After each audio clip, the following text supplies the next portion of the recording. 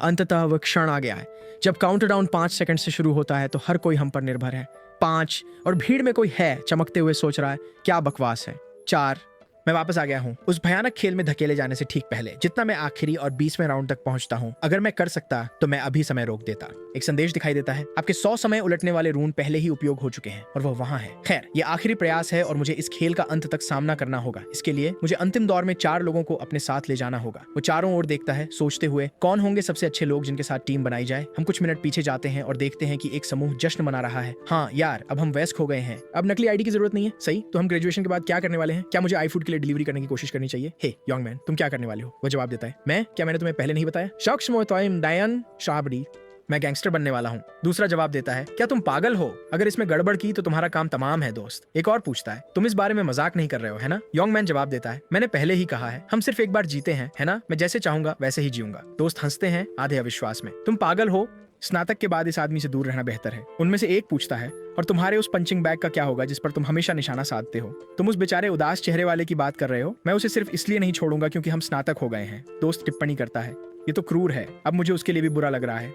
मुझे यकीन है कि उसने सोचा होगा कि स्नातक के बाद धमकाना खत्म हो जाएगा। फिर दूसरा दोस्त कहता है, तुम सच में बहुत बुरे हो है ना? और यंग मैन जवाब देता है, वो यह तय नहीं कर सकता कि यह कब खत्म होगा या नहीं। मैं जितना चाहूंगा उतना उसे परेशान करूंगा। एक दोस्त ऊपर देखता है और चेतावनी देता है, रुको, क्या वह वही लड़का नहीं है जिसे तुम हमेशा परेशान करते हो? नायक पास में खड़ा है और उद्घोषक कह रहा है, आखिरकार वो क्षण आ गया है। हर कोई हम पर निर्भर है क्योंकि केवल 5 सेकंड बचे हैं। भविष्य का गैंगस्टर कहता है, वह मेरा पंचिंग बैग है, और उद्घोषक काउंटडाउन जारी रखता है। 5, 4, नायक नीला चमकने लगता है। मुझे नहीं पता कि वह क्या कर रहा है। 3, 2, यंग मैन नायक की ओर देखता है जो उसे शांतिपूर्वक घूरता है। यंग मैन सोचता है, ये पागल मुझे क्यों घूर रहा है? कैसा अजीब है, आज इस अजीब व्यक्ति में कुछ गड़बड़ है। और अंततः नया साल आ जाता है। यंग मैन छिड़कर सोचता है, क्या उसने अपना दिमाग खो दिया है? वो मुझे क्यों घूर रहा है? एक दोस्त उससे कहता है, शांत हो जाओ यंग मैन, आज उसे अकेला छोड़ दो, नया साल है। हमारे पास बाद में उसे परेशान करने के लिए बहुत समय है। और यंग मैन पहले से ही चिढ़ा हुआ कहता है, इस बेकार आदमी को मैं आज छोड़ दूंगा। समूह जश्न मनाता है, आखिरकार हम वयस्क हो गए। नया साल मुबारक हो सबको, आपकी सभी इच्छाएं पूरी हो। अचानक एक आवाज कहती है, इंसान मजेदार होते हैं, बिना ये जाने नया साल मना रहे हैं कि उनके आगे क्या है। यंग मैन अपने दोस्तों की ओर देखते हुए पूछता है, तुमने क्या कहा? और उसका दोस्त जो भी उलझन में है कहता है कि उसने कुछ नहीं कहा, लेकिन उसने भी सुना। फिर अचानक आकाश में एक फरिश्ता प्रकट होता है और कहता है, तुम सबको इस तरह देखकर खोए हुए और सदमे में तुम पिंजरे में बंद बंदरों की तरह लगते हो। उनमें से एक प्रतिक्रिया करता है, ये क्या है? एक फरिश्ता? क्या ये किसी तरह का नए साल का टीवी शो है? लड़के फरिश्ते की सुंदरता से चकित हैं, उसकी खूबसूरती की तारीफ करते हैं। फिर नायक फरिश्ते को देखते हुए सोचता है, तो वह प्रकट हुई। 99 बार के बाद भी वह चेहरा मुझे अभी भी चिढ़ाता है। फरिश्ता मुस्कुराते हुए कहता है, मनुष्य दयनीय है। मेरे पास आने की मत सोचो, क्योंकि मेरा कीड़ों जैसे तुम्हारे साथ जुड़ने का कोई इरादा नहीं है। इन प्रतिक्रियाओं को देखकर मुझे यकीन है कि तुम मेरी आवाज सुन रहे हो। कोई अपनी आवाज उठाता है, तुम्हारा क्या मामला है? एक एंजल की तरह कॉस्प्ले कर रहे हो। कीड़ा कहने का क्या मतलब है? नायक, जो एंजल की पागलपन को जानता है, पहले से जानता है कि आगे क्या होने वाला है। एंजल उस आदमी की ओर घृणा से देखती है और कहती है, कितना परेशान करने वाला है। और फिर उस आदमी का सिर फट जाता है। ये देखकर आसपास के सभी लोग घबरा जाते हैं और भागने लगते हैं। ये नहीं जानते कि क्या करना है। भविष्य का गैंगस्टर चिल्लाता है, ये किस तरह की बकवास है? फरिश्ता कहता है, एक निम्न स्तर का इंसान मुझसे एक उच्च स्तर के प्राणी से इस तरह बात करने की हिम्मत कैसे कर सकता है? इंसानों को मुझसे सवाल करने का कोई हक नहीं है और न ही उन्हें ऐसा व्यवहार करना चाहिए जैसे वे मेरे स्तर पर हैं, जब तक कि वे नहीं चाहते कि उनका सिर उस आदमी की तरफ फट जाए। मुझे लगता है कि आप सभी वर्तमान स्थिति से भ्रमित हैं। बेकार प्राणियों का समूह यह कैसे समझ सकता है कि क्या हो रहा है? आइए मैं इसे सरल और आसान तरीके से समझाता हूँ, इसलिए ध्यान से सुने।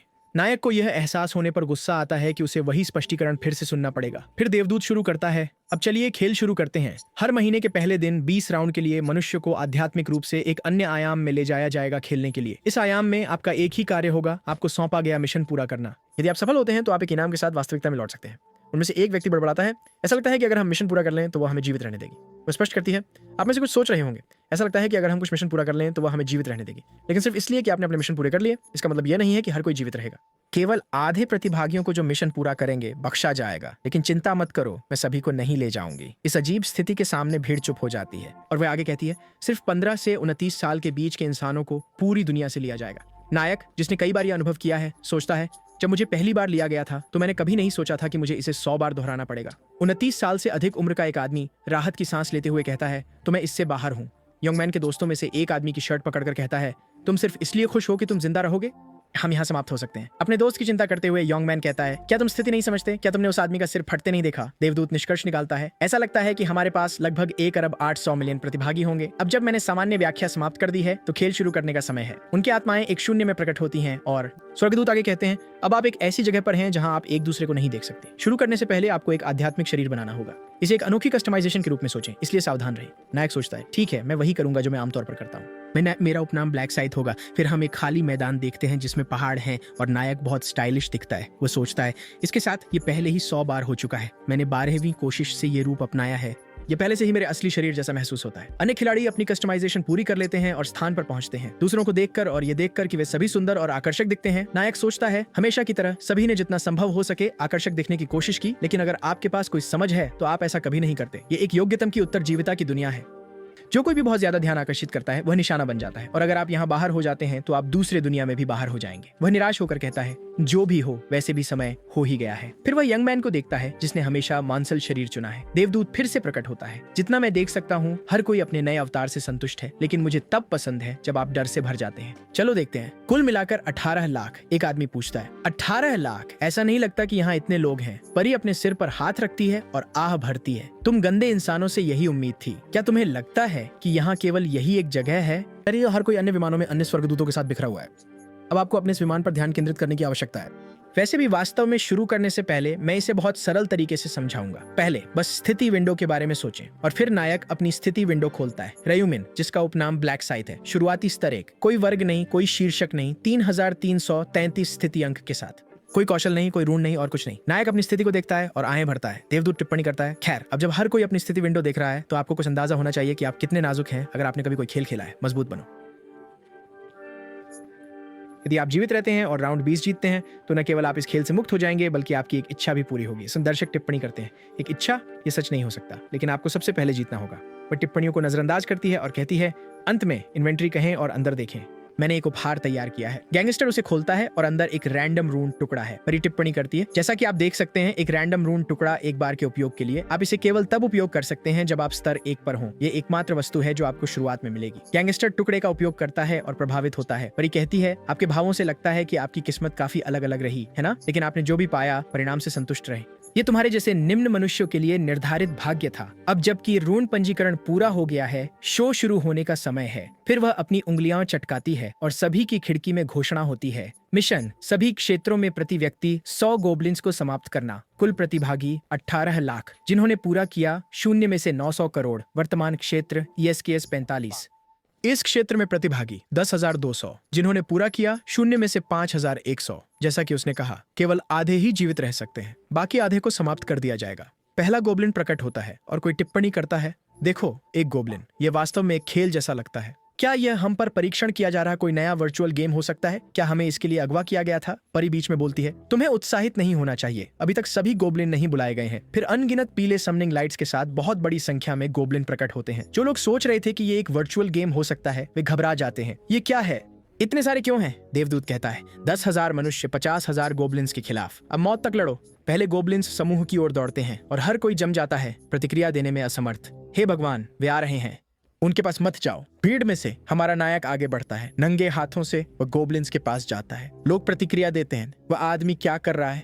वह गॉब्लिन्स की ओर बढ़ रहा है, लेकिन नायक बस एक नजर डालता है और गॉब्लिन के माथे पर एक सटीक किक मारता है। ये कार्रवाई उसके योजना का हिस्सा लगती है, क्योंकि वह सोचता है एक समूह में पहली छाप महत्वपूर्ण होती है। मुझे उनके दिमाग पर अपनी छाप छोड़नी है। किक से मारा गया गॉब्लिन जमीन पर गिर जाता है, एक चाकू गिराते हुए। नायक चाकू उठा लेता है। इसके साथ उनमें से कोई भी मेरे पास आने की हिम्मत नहीं करेगा। मुझे अब अपनी ताकत दिखानी है और उसका ध्यान आकर्षित करना है। वो परी की ओर देखता है, जो उसकी किक पर हंस रही है। उसे प्रभावित करने के लिए मुझे काफी अच्छा प्रदर्शन करना होगा। 2 और गोब्लिन उसकी ओर बढ़ते हैं, लेकिन सिर्फ एक किक से उसने वह कर दिखाया। कल्पना करो कि वह चाकू के साथ क्या कर सकता है। वो बिना दया के उन्हें काट देता है, दोनों को समाप्त कर देता है। उसके चारों ओर का समूह प्रतिक्रिया करता है, क्या तुमने देखा? ये पागलपन है।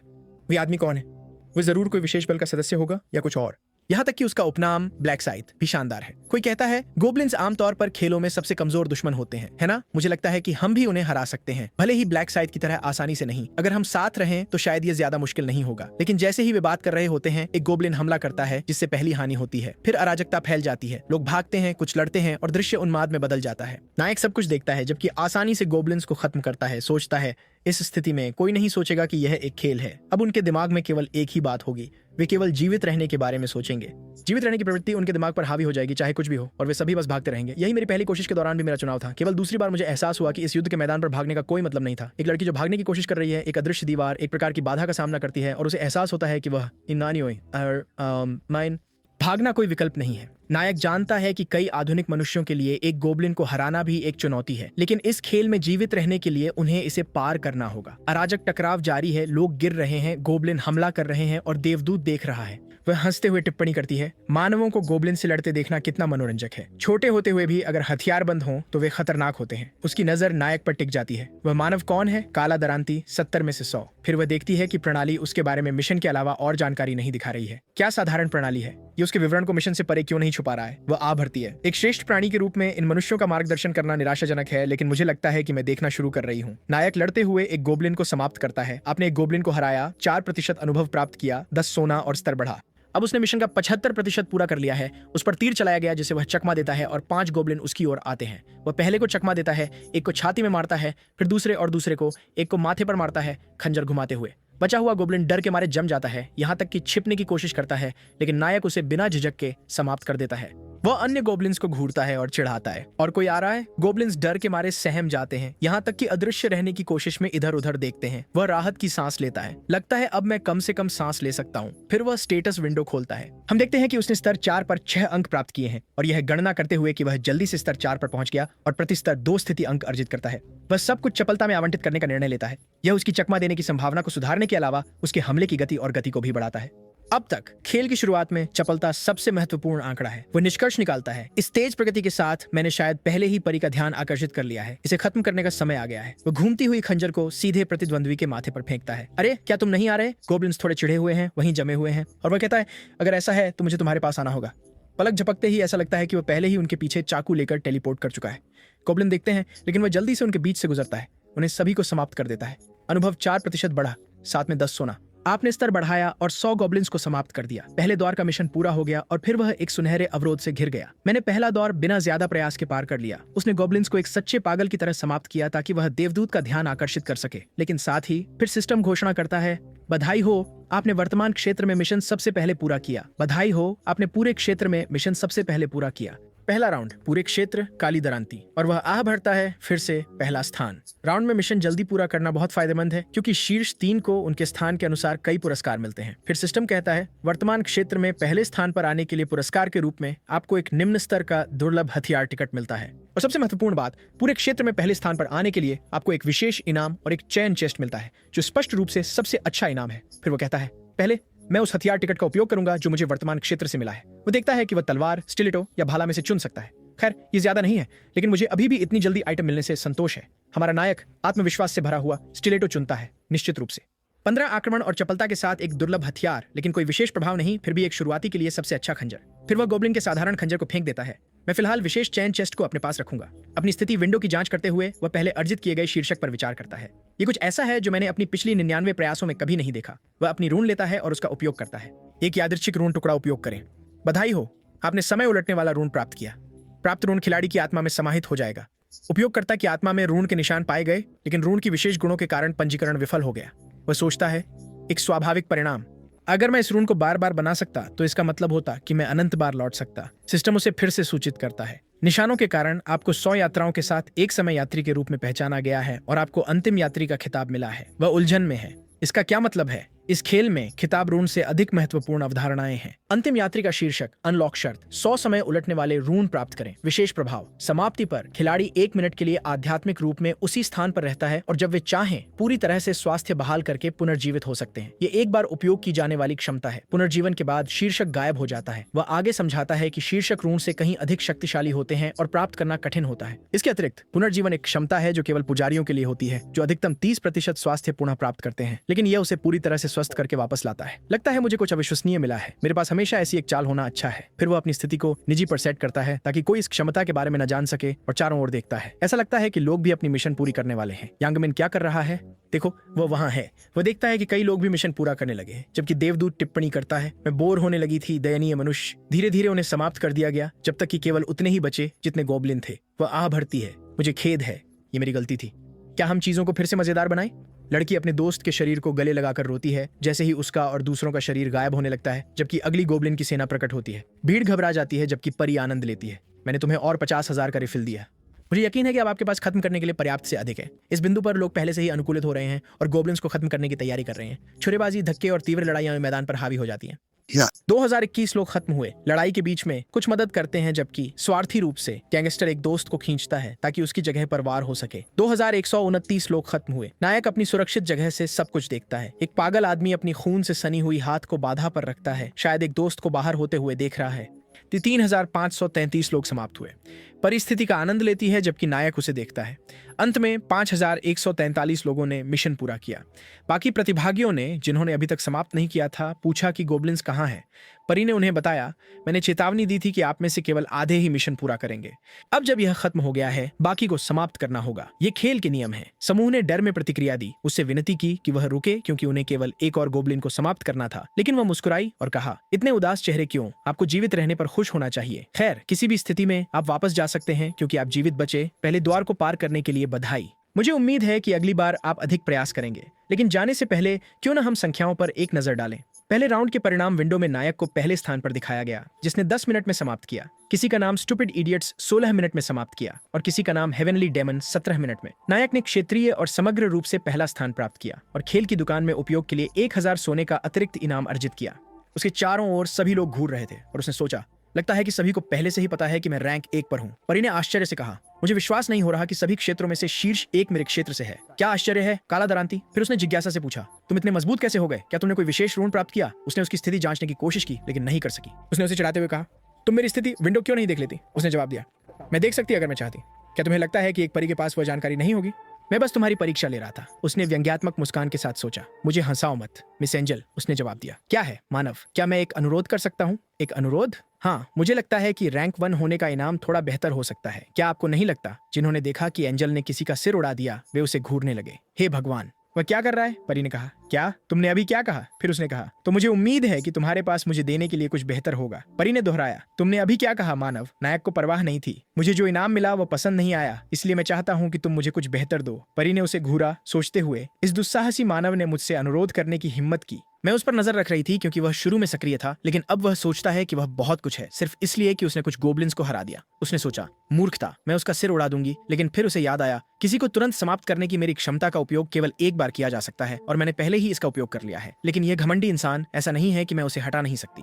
मुझे पता है कि मैं क्या करूंगी। उसने नायक की ओर मुड़कर कहा, तुम्हें बेहतर इनाम चाहिए है ना? सामान्यतः मैं इस तरह के अनुरोध को तुरंत मना कर देती, लेकिन मैं इस पर विचार करूंगी और हम एक निजी बातचीत कर सकते हैं। बाकी सब लोग कृपया प्रतीक्षा करें। बाकी लोग हैरान थे। रुको, क्या वह वास्तव में उसे बेहतर इनाम देने जा रही है? मुझे विश्वास नहीं हो रहा है कि उस पागल ने वास्तव में परी को मना लिया। क्या मुझे भी शिकायत करने की कोशिश करनी चाहिए? मुझे भी मेरा इनाम पसंद नहीं आया, लेकिन मुझे यकीन है कि यह सिर्फ इसलिए है क्योंकि वह रैंक 1 है। वह कितना अच्छा इनाम देने वाली है अगर वह हम सबको यहाँ इंतजार करवा रही है। मुझे बहुत जलन हो रही है। नायक ने यंगमैन की ओर देखा, जो इन सब बातों की परवाह नहीं करता था। हमारा नायक परी के साथ जंगल में चल रहा था। उसने पूछा, तुम मेरे करीब क्यों नहीं चल रहे हो? क्या तुम चाहते हो कि मैं तुमसे बात करने के लिए अपना सिर घुमाती रहूं? मेरे साथ चलो, नायक ने व्यंग्यात्मक रूप से जवाब दिया। ठीक है अभिमानी इंसान, तुम केवल तब सुनते हो जब कोई तुम पर चिल्लाता है। कितनी लालची जाती है जो दूसरों की बात सुनने में असमर्थ है। और मैं उस चीज को कैसे बदल सकता हूँ जो सिस्टम ने उसे सौंपा है? ऐसा नहीं है कि मैं इस आदमी के लिए कोई अपवाद बनाने जा रहा हूँ। उसे बस वही स्वीकार करना चाहिए जो उसे सिस्टम से मिला है।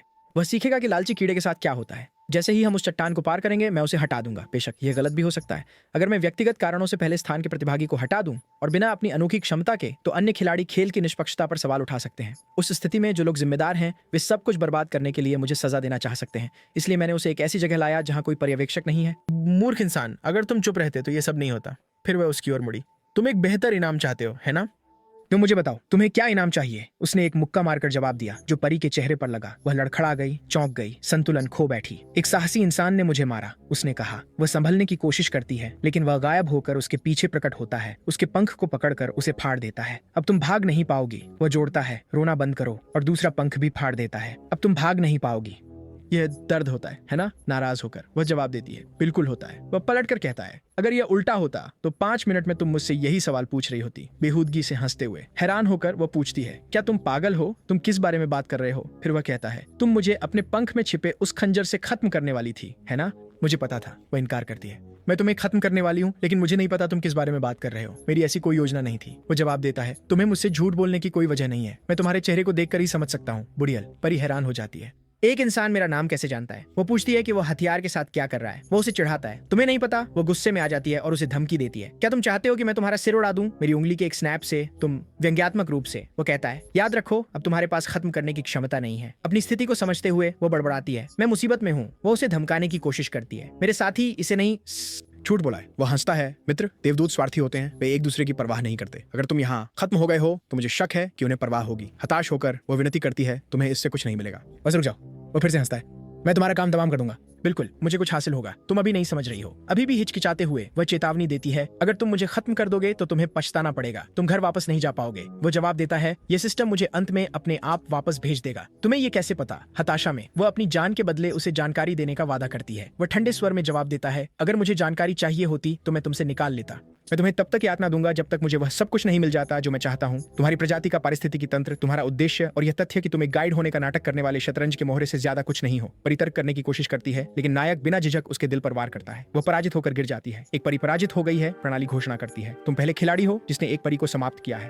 पहले एंजल स्लेयर का खिताब दिया गया है और पहले एंजल को समाप्त करने के लिए आपको एंजल का खून इनाम के रूप में मिला है। वो टिप्पणी करता है, इस बार मैं उम्मीद के मुताबिक पहले था और मुझे स्लॉटर रून भी मिला जो स्वचालित रूप से उसकी आत्मा में पंजीकृत हो गया। वो जानता है कि इस खिताब के साथ जब भी वह किसी पवित्र राक्षस से लड़ता है उसके आंकड़े 2 गुने हो जाएंगे। वह याद करता है कि पहले एंजल को समाप्त करने के बाद इस इनाम के बारे में 13वें प्रयास में सीखा था। ये संभवतः इसलिए है क्योंकि केवल एक खिलाड़ी इसे प्राप्त कर सकता है। प्राप्त रून, जिसे स्लॉटर रून कहा जाता है, हर पराजित लक्ष्य के लिए उसके आंकड़े 1% तक बढ़ा देता है, अधिकतम 100% तक। ये प्रभाव राउंड के अंत तक रहता है। वह सोचता है कि शायद क्योंकि केवल एक व्यक्ति इसे प्राप्त कर सकता है, ये पुरस्कार अद्वितीय वस्तुओं के समान है और अन्य देवदूत ये जानकर चौंक जाएंगे कि उसके पास पहले से ही यह रून है। अंत में उसने देवदूत को समाप्त करने का मुख्य कारण देवदूत का खून था, जो एक अद्वितीय रैंक का उपभोग्य है जो खिलाड़ी को अपनी कक्षा को रीपर में बदलने की अनुमति देता है। इस वस्तु का उपयोग केवल स्तर 10 या उससे ऊपर पर किया जा सकता है और यह पहले खिलाड़ी को दिया जाता है जो एक देवदूत को समाप्त करता है। सभी खिलाड़ी स्तर 10 से 1 वर्ग प्राप्त कर सकते हैं। कुल मिलाकर 30 विभिन्न वर्ग हैं और वर्ग बदलना काफी सरल है। आपको बस 1 वर्ग परिवर्तन वस्तु प्राप्त करने की आवश्यकता है। आमतौर पर वे शिकार करने या कुछ सरल शर्तें पूरी करने के माध्यम से स्वाभाविक रूप से प्राप्त होते हैं। हालांकि कुछ अपवाद होते हैं जब आप एक विशेष वर्ग में बदलना चाहते हैं जो विशेष शर्तों के तहत केवल एक खिलाड़ी को दिया जाता है। यह स्पष्ट है कि विशेष वर्ग सामान्य वर्गों से पूरी तरह अलग होते हैं। अतिरिक्त आंकड़े, उन्नति रून और संरचनाएं कहीं अधिक श्रेष्ठ होती हैं। फिर नायक कहता है, अब मैं सभी क्षेत्रों में पहले स्थान पर आने का इनाम प्राप्त करूंगा। उसे निम्नलिखित विकल्प प्रस्तुत किए जाते हैं। वह निम्नलिखित में से एक विशेष इनाम चुन सकता है। एक अतिरिक्त अनुभव क्षमता जो केवल दूसरे राउंड में 3 गुना लाभ बनाए रखती है। 2000 सोना। 3 राउंड 2 के बारे में जानकारी। वह जानता है कि अनुभव बफ सबसे महत्वपूर्ण है क्योंकि उसका लक्ष्य अब जितनी जल्दी हो सके स्तर 10 तक पहुंचना है ताकि वह अपनी कक्षा बदल सके। और जाहिर है राउंड 2 में 3 गुना लाभ के लिए अतिरिक्त अनुभव क्षमता सबसे महत्वपूर्ण विकल्प है। बफ लागू होने के साथ वह घोषणा करता है, ये मेरा आखिरी प्रयास है, मैं किसी भी कीमत पर सबसे मजबूत बन जाऊंगा। और इस तरह उसने पहले राउंड का अंत किया। गैंगस्टर उस जगह पर जागता है जहां नए साल का जश्न हो रहा था और तुरंत बात करना शुरू कर देता है। तो ये है नए साल की घंटी। यहाँ क्या हुआ? क्या सब लोग मेरी तरह बेहोश हो गए? कुछ लोग जागने लगते हैं और टिप्पणी करते हैं, वाह क्या अजीब सपना था। वह घड़ी देखता है, सुबह 5:20। सपने में जितना समय बीता था उतना ही समय यहाँ भी बीता।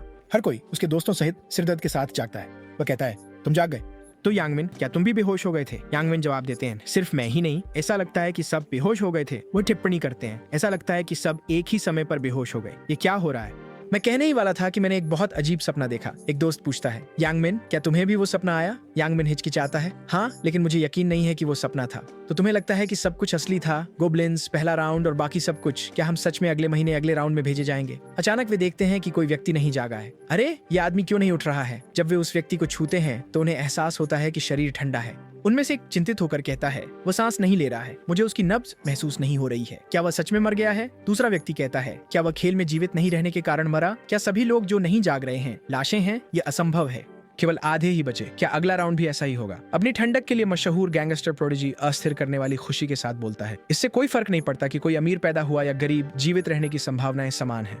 अब जीवन के अनुचित होने की शिकायत करने का कोई कारण नहीं है। शांत रहो तुम बेकार लोग, हमें बस जीवित रहना है। लेकिन तुम सब इतने चिंतित क्यों हो? एक घबराई हुई आवाज कहती है, इस तरह से बिना ठीक से लड़ाई किए बाहर होना बहुत अनुचित है। यांगमिन चिढ़कर जवाब देता है, ऐसा नहीं है। अन्य लोग भी इस स्थिति में डाले गए थे। इसमें क्या अनुचित है? उसके दोस्त मन ही मन सोचते हैं, क्या पागल आदमी है? एक गुस्से में दोस्त कहता है, तुमने अब तक अपनी पूरी जिंदगी एक गैंगस्टर के रूप में जी है, इसलिए शायद तुम्हें ऐसा नहीं लगता कि तुमने कुछ खोया है। लेकिन मेरी योजनाएं थी, चीजें जो मैं अभी भी करना चाहता था। दोस्तों में से एक यांगमिन को इधर उधर देखते हुए नोटिस करता है, तुम क्या ढूंढ रहे हो? यांगमिन जवाब देता है, वो कमबख्त बच्चा कहाँ है?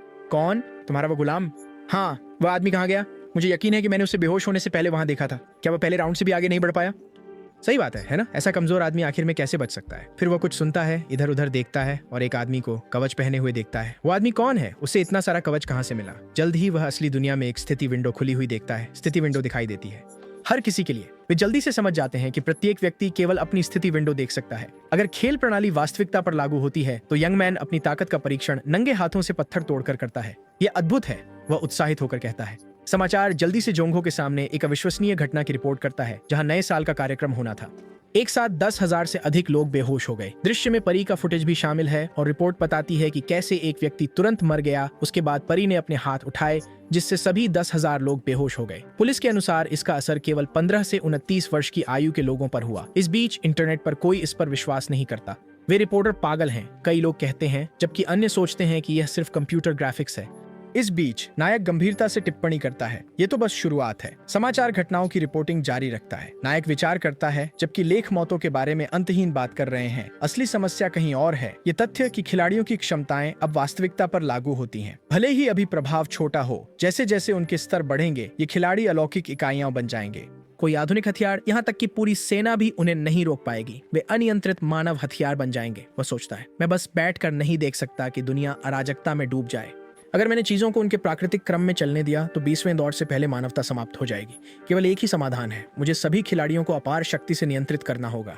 मुझे यकीन है कि मुझे अपने पिछले प्रयासों से अलग तरीके अपनाने होंगे। फिर हम देखते हैं कि नायक स्क्रीन की ओर देख रहा है। अंतिम बॉस के कमरे को खोलने के लिए आपको कम से कम 5 खिलाड़ियों की आवश्यकता होती है। मेरे पास पहले से ही कुछ संभावित उम्मीदवार हैं और मैंने यह भी सोचा है कि मैं उन्हें कैसे भर्ती करूंगा, लेकिन अभी कार्रवाई करने का समय नहीं है। ठीक इसी समय मुझे कुछ और भी महत्वपूर्ण करना है। वह घर पहुंचता है, दरवाजा खोलता है और देखता है कि उसके छोटे भाई ने फिर से रात के खाने में केवल इंस्टेंट नूडल्स खाए हैं। वह बेडरूम का दरवाजा खोलता है और उसे गहरी नींद में सोते हुए देखता है। वह अच्छी तरह से सो सकता है, भले ही उसका बड़ा भाई अभी तक घर नहीं आया है। ड्यूहवान, मेरा छोटा भाई, अपने सीनियर वर्ष की शुरुआत करने वाला है। हमारा परिवार साधारण था जब तक हमारे माता पिता की एक कार दुर्घटना में मृत्यु नहीं हो गई।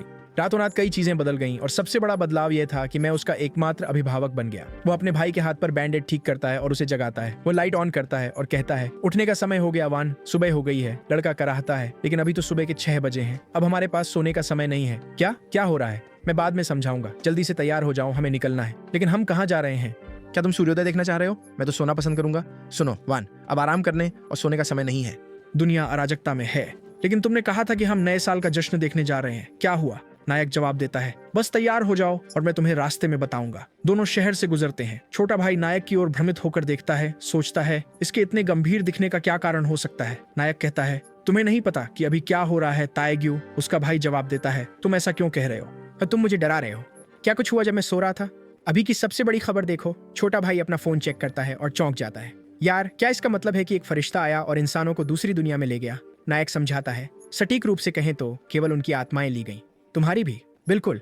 केवल जब मैंने 100 राक्षसों को, जिन्हें गोब्लिन कहा जाता है, का शिकार किया, तब मैं जीवित रह सका और वापस लौट सका। उसका भाई इस खुलासे से स्तब्ध है। क्या यह सच है? क्या तुम्हें कहीं चोट लगी है? मेरी चिंता मत करो। मैं तुम्हारी चिंता कैसे ना करूं भाई? एक फ्लैशबैक उनके माता पिता के अंतिम संस्कार को दिखाता है। नायक सोचता है, तो ये परिवार है। मेरे पास केवल मेरा भाई बचा है जो वहां रो रहा है। मुझे पता है कि माँ और पिताजी के जाने से जो खालीपन है उसे भरने के लिए मुझे मानसिक रूप से मजबूत बनना होगा, लेकिन एक मजबूत दिमाग होना और 100 राक्षसों को हराना दो पूरी तरह से अलग चीजें हैं। छोटा भाई सोचता है, उसकी भी एक कमजोर पक्ष है। नायक कहता है, मुझे पता है तुम क्या सोच रहे हो। जहां मैं था वहां एक सिस्टम था जिसे स्टेटस कहते थे, जैसे गेम्स में होता है, इसलिए शारीरिक क्षमताओं का कोई मतलब नहीं था मेरे लिए। वाह, तो ऐसा कुछ था। नायक आगे कहता है, और एक और बात, जब तुम मुझे बाद में देखोगे तो तुम नहीं सोचोगे कि मैं कमजोर हूँ। उसका भाई उलझन में पूछता है, तुम्हारा मतलब क्या है? नायक जवाब देता है, खैर, अगर तुम जानना चाहते हो तो बस मेरे साथ आओ। छोटा भाई कहता है, यार मैं नहीं चाहता, बस मुझे बताओ हम कहाँ जा रहे हैं, या मैं एक कदम भी आगे नहीं बढ़ाऊंगा। कृपया पहले मुझे बताओ। नायक अपने हाथ पर बैंडेड देखता है, अपनी आंखें नीचे करता है और कहता है, बैंग ताएग्यू। उसका भाई चौंक कर पूछता है, उसके बारे में क्या? हम बैंग ताएग्यू के ठिकाने पर जा रहे हैं, तुम्हारी कक्षा का बिगड़ैल लड़का। इसमें मुझे पता है कि वो तुम्हें परेशान कर रहा है। तुम्हें ये कैसे पता चला? तुमने सोचा कि मुझे पता नहीं चलेगा? छोटा भाई सोचता है, मैंने इसे छुपाने की बहुत कोशिश की। मेरे भाई के पास पहले से ही बहुत सारी समस्याएं हैं और चीजें बहुत कठिन हैं। मुझे माफ कर दो भाई। नायक स्वीकार करता है, सच कहूं तो मुझे वास्तव में पता नहीं था। मुझे सच्चाई का पता केवल कुछ घंटे बाद चला, जब मैं अपनी पहली राउंड से लौटा। फिर नायक आराम करता है जबकि उसका भाई कहता है कि वह बाहर जा रहा है। नायक बताता है, वो उस दिन मेरा भाई कहीं गया था। नायक को एक कॉल आता है, हेलो, क्या ये र्यूहवान के अभिभावक हैं? आपको तुरंत अस्पताल आना होगा। वो वहां दौड़ता है, लेकिन उस दिन उसका भाई अंधा हो गया क्योंकि उसका बड़ा भाई कमजोर और मूर्ख है। वो सोचता है, वो माफी मांगता है, लेकिन वादा करता है कि अब कोई उसे कभी परेशान नहीं करेगा। दृश्य एक गोदाम में बदल जाता है जहाँ एक लड़के को पीटा जा रहा है। एक सुनहरे बालों वाला लड़का ताना मारता है, क्या ये बच्चे खत्म होना चाहते हैं? क्या मैंने तुमसे नहीं कहा था कि 2 लाख प्रत्येक लाना? लड़के सभी छोटे लें। क्या? कोई जवाब नहीं। क्या तुम मुझे नजरअंदाज कर रहे हो? वह एक और मुक्का मारता है। दर्शक टिप्पणी करते हैं, वाह, ताएग्यू से यही उम्मीद थी। वह अपने अनुयायियों के प्रति भी निर्दयी है। यहाँ तक कि उसके स्कूल के सबसे पुराने छात्र भी उससे पंगा नहीं लेते। चाहे कुछ भी हो जाए, इस लड़के से पंगा लेना अच्छा नहीं है। और फिर है बैंग ताएग्यू। क्या बकवास है। मैं आज मोटरसाइकिल खरीदने वाला था उस पैसे से जो मुझे मिलने वाला था, लेकिन ये सब बेकार के मूर्खों की वजह से नहीं हो पाया। वह एक दोस्त के पास जाता है और पूछता है, अरे मुझे पैसे कहाँ से मिल सकते हैं? दोस्त जवाब देता है, पैसे कहाँ से मिलेंगे? जल्दी सोचो और कोई जगह ढूंढो जहाँ से कुछ कैश मिल सके। उसे एक विचार आता है, वो लड़का जिससे तुम हमेशा चोरी करते हो, तुम्हारा गुलाम ताएग्यू, वो लंबा लड़का घुंघराले बालों वाला, क्यों ना उसे बुला लो। उसके पास पैसे होने चाहिए। ताएग्यू कहता है, वास्तव में वह कमीना, मैं पहले से ही उसे कॉल करने की योजना बना रहा था, तो मैं उसे नए साल का जश्न मनाने के लिए पीटूंगा। मैं उसे तब तक लूटूंगा जब तक वह कंगाल ना हो जाए। ये मजेदार होगा। लेकिन फिर वह हिचकिचाता है, लेकिन वह आदमी तो लगभग बेघर है, उसके पास मेरे लिए किस तरह के पैसे होंगे, भले ही मैं उसे पीट दूं। उसका घर पूरी तरह से बर्बाद है, ये एक कचरा घर है। उसके एक दोस्त ने कहा, सच में यार? वो जवाब देता है, हाँ, उस हारे हुए के पास कोई रिश्तेदार भी नहीं है, वह सिर्फ अपने भाई के साथ रहता है। फिर उसका दोस्त उसके चेहरे पर असहजता देखता है और पूछता है, क्या हुआ ताएग्यू? ताएग्यू रियोहवान के भाई को घूरता है और पूछता है, वो क्या है? और फिर नायक और उसका भाई वहां आ जाते हैं। ताएग्यू एक नजर डालता है और कहता है, अरे शैतान की बात करो। नहीं, शैतान नहीं, बल्कि एक बड़ी मुसीबत। रयुवान जल्दी से माफी मांगता है अपने भाई को पीछे रखते हुए। ताएग्यू पूछता है, ये कमीना कौन है?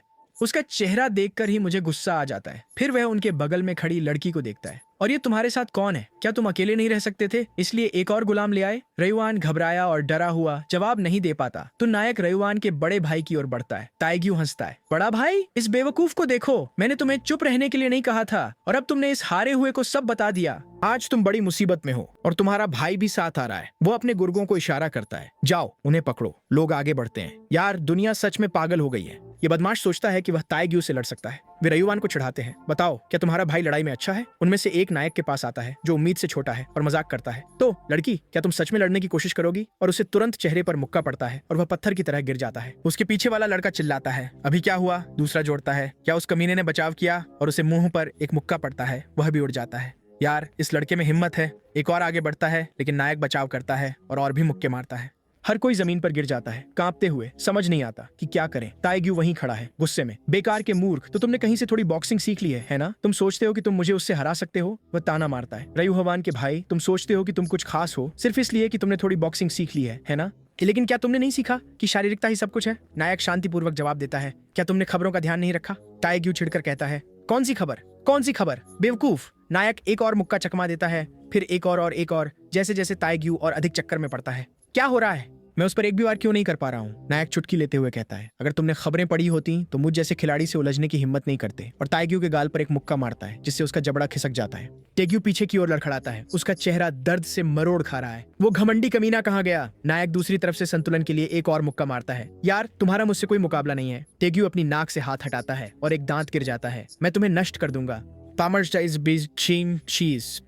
ताएग्यू फिर से हमला करता है, लेकिन नायक बच जाता है, उसकी कलाई पकड़ता है और उसके सिर पर 2 वार करता है। ताएग्यू चकराकर लड़खड़ाता है, तत्त तेरी, ये आदमी मुझे सिर्फ चेहरे पर ही क्यों मार रहा है? अगर मैं उस पर बस एक बार वार कर पाता, बस एक बार। वो फिर से हमला करता है, लेकिन नायक बच जाता है, उसके मुंह पर एक घूंसा मारता है और उसे उड़ा देता है। नायक शांतिपूर्वक कहता है, बैंग ताएग्यू, क्या ये दर्द करता है? सोचते हुए, मेरे सभी रिसेट्स के बाद भी मैं उस दिन को कभी नहीं भूलूंगा और मैं सुनिश्चित करूंगा कि वह नरक फिर कभी ना हो। वो ताएग्यू की ओर बढ़ता है, जो घबरा जाता है और उससे विनती करता है कि वह पास ना आए। नायक ताएग्यू का हाथ पकड़ लेता है, उसे चौंकाते हुए, यही कारण है कि तुम्हें मेरे छोटे भाई से कभी उलझना नहीं चाहिए था। नायक ताएग्यू की सभी 5 उंगलियां एक साथ तोड़ देता है। और अब चलो दूसरी तरफ चलते हैं। वह दूसरा हाथ पकड़ता है, वह आदमी चिल्लाता है, नहीं नहीं, लेकिन उसे भी गिरा दिया जाता है। ताएग्यू के गुर्गे पहले से ही हताशा में भाग रहे हैं, यहाँ तक कि उसका भाई भी ये दृश्य नहीं सहन कर सकता, दूर से पीड़ित हो रहा है। नायक कहता है, अगर तुमने फिर से उसके साथ छेड़छाड़ की ताएग्यू, तो तुम्हें पता है क्या होगा, है ना? ताएग्यू जवाब देता है, मुझे पता है, मैं उसे फिर से नहीं छूंगा। नायक कहता है, ठीक है, लेकिन मुझे यहाँ सुनिश्चित करना होगा क्योंकि तुम्हारा मन बदल सकता है। वह आदमी हताश है और फिर बस बाएं और दाएं तोड़ना है। दृश्य बदलता है जब वे दोनों वापस चल रहे होते हैं। उसका भाई थोड़ा हिला हुआ पूछता है, भाई तुमने वो कैसे किया? क्या तुमने मार्शल आर्ट्स सीखी है या कुछ? नायक जवाब देता है, क्या मैंने तुमसे नहीं कहा था कि चिंता मत करो? कहा था ना, खिलाड़ी अपनी कौशल को असली जीवन में उपयोग कर सकते हैं। तुम्हारा क्या मतलब है? जैसे ये है। वो उस दुनिया से प्राप्त खंजर निकालता है। उसका भाई आश्चर्यचकित होकर कहता है, अचानक से एक चाकू। और तो तुम अपने हथियार ऐसे बुला सकते हो? बिल्कुल। और जब मैं तेजी से चल रहा था वो भी कुछ ऐसा ही था। मैंने उनके सारे मुक्कों को चकमा दिया। नायक जोड़ता है, बिल्कुल सही। मेरी चपलता अब 11 है। तुम्हारी चपलता की स्थिति वो खेल से है, सही? एक सामान्य इंसान के पास 3 अंक होते हैं और एक पेशेवर एथलीट के पास 10। तो अगर तुम्हारा स्तर और भी बढ़ जाए तो क्या होगा? नायक जवाब देता है, मुझे कैसे पता होगा? मैं अभी तक उस बिंदु तक नहीं पहुंचा हूं। बेशक ये एक झूठ है। वह अभी यह नहीं बता सकता कि वह एक समय यात्री है। जब उसने अपनी 21वीं पुनरावृत्ति के दौरान सब कुछ बताया था, उसके भाई एक अन्य खिलाड़ी द्वारा उसका अपहरण कर लिया गया था। हालांकि उसने बदला लिया। वह नहीं चाहता कि उसका भाई फिर से उस अपमान का अनुभव करे। वह जानता है कि अगर वह भविष्य की खिलाड़ियों के बीच लड़ाइयों में उसे बचाना चाहता है तो उसे तैयार रहना होगा। फिलहाल वो कहता है, तुम एक सुविधा स्टोर में नाश्ता करना चाहते हो? तुम्हें भूख लगी है ना? हाँ। दोनों पहुंचते हैं। उसका भाई पूछता है, भाई तुम कहाँ जा रहे हो?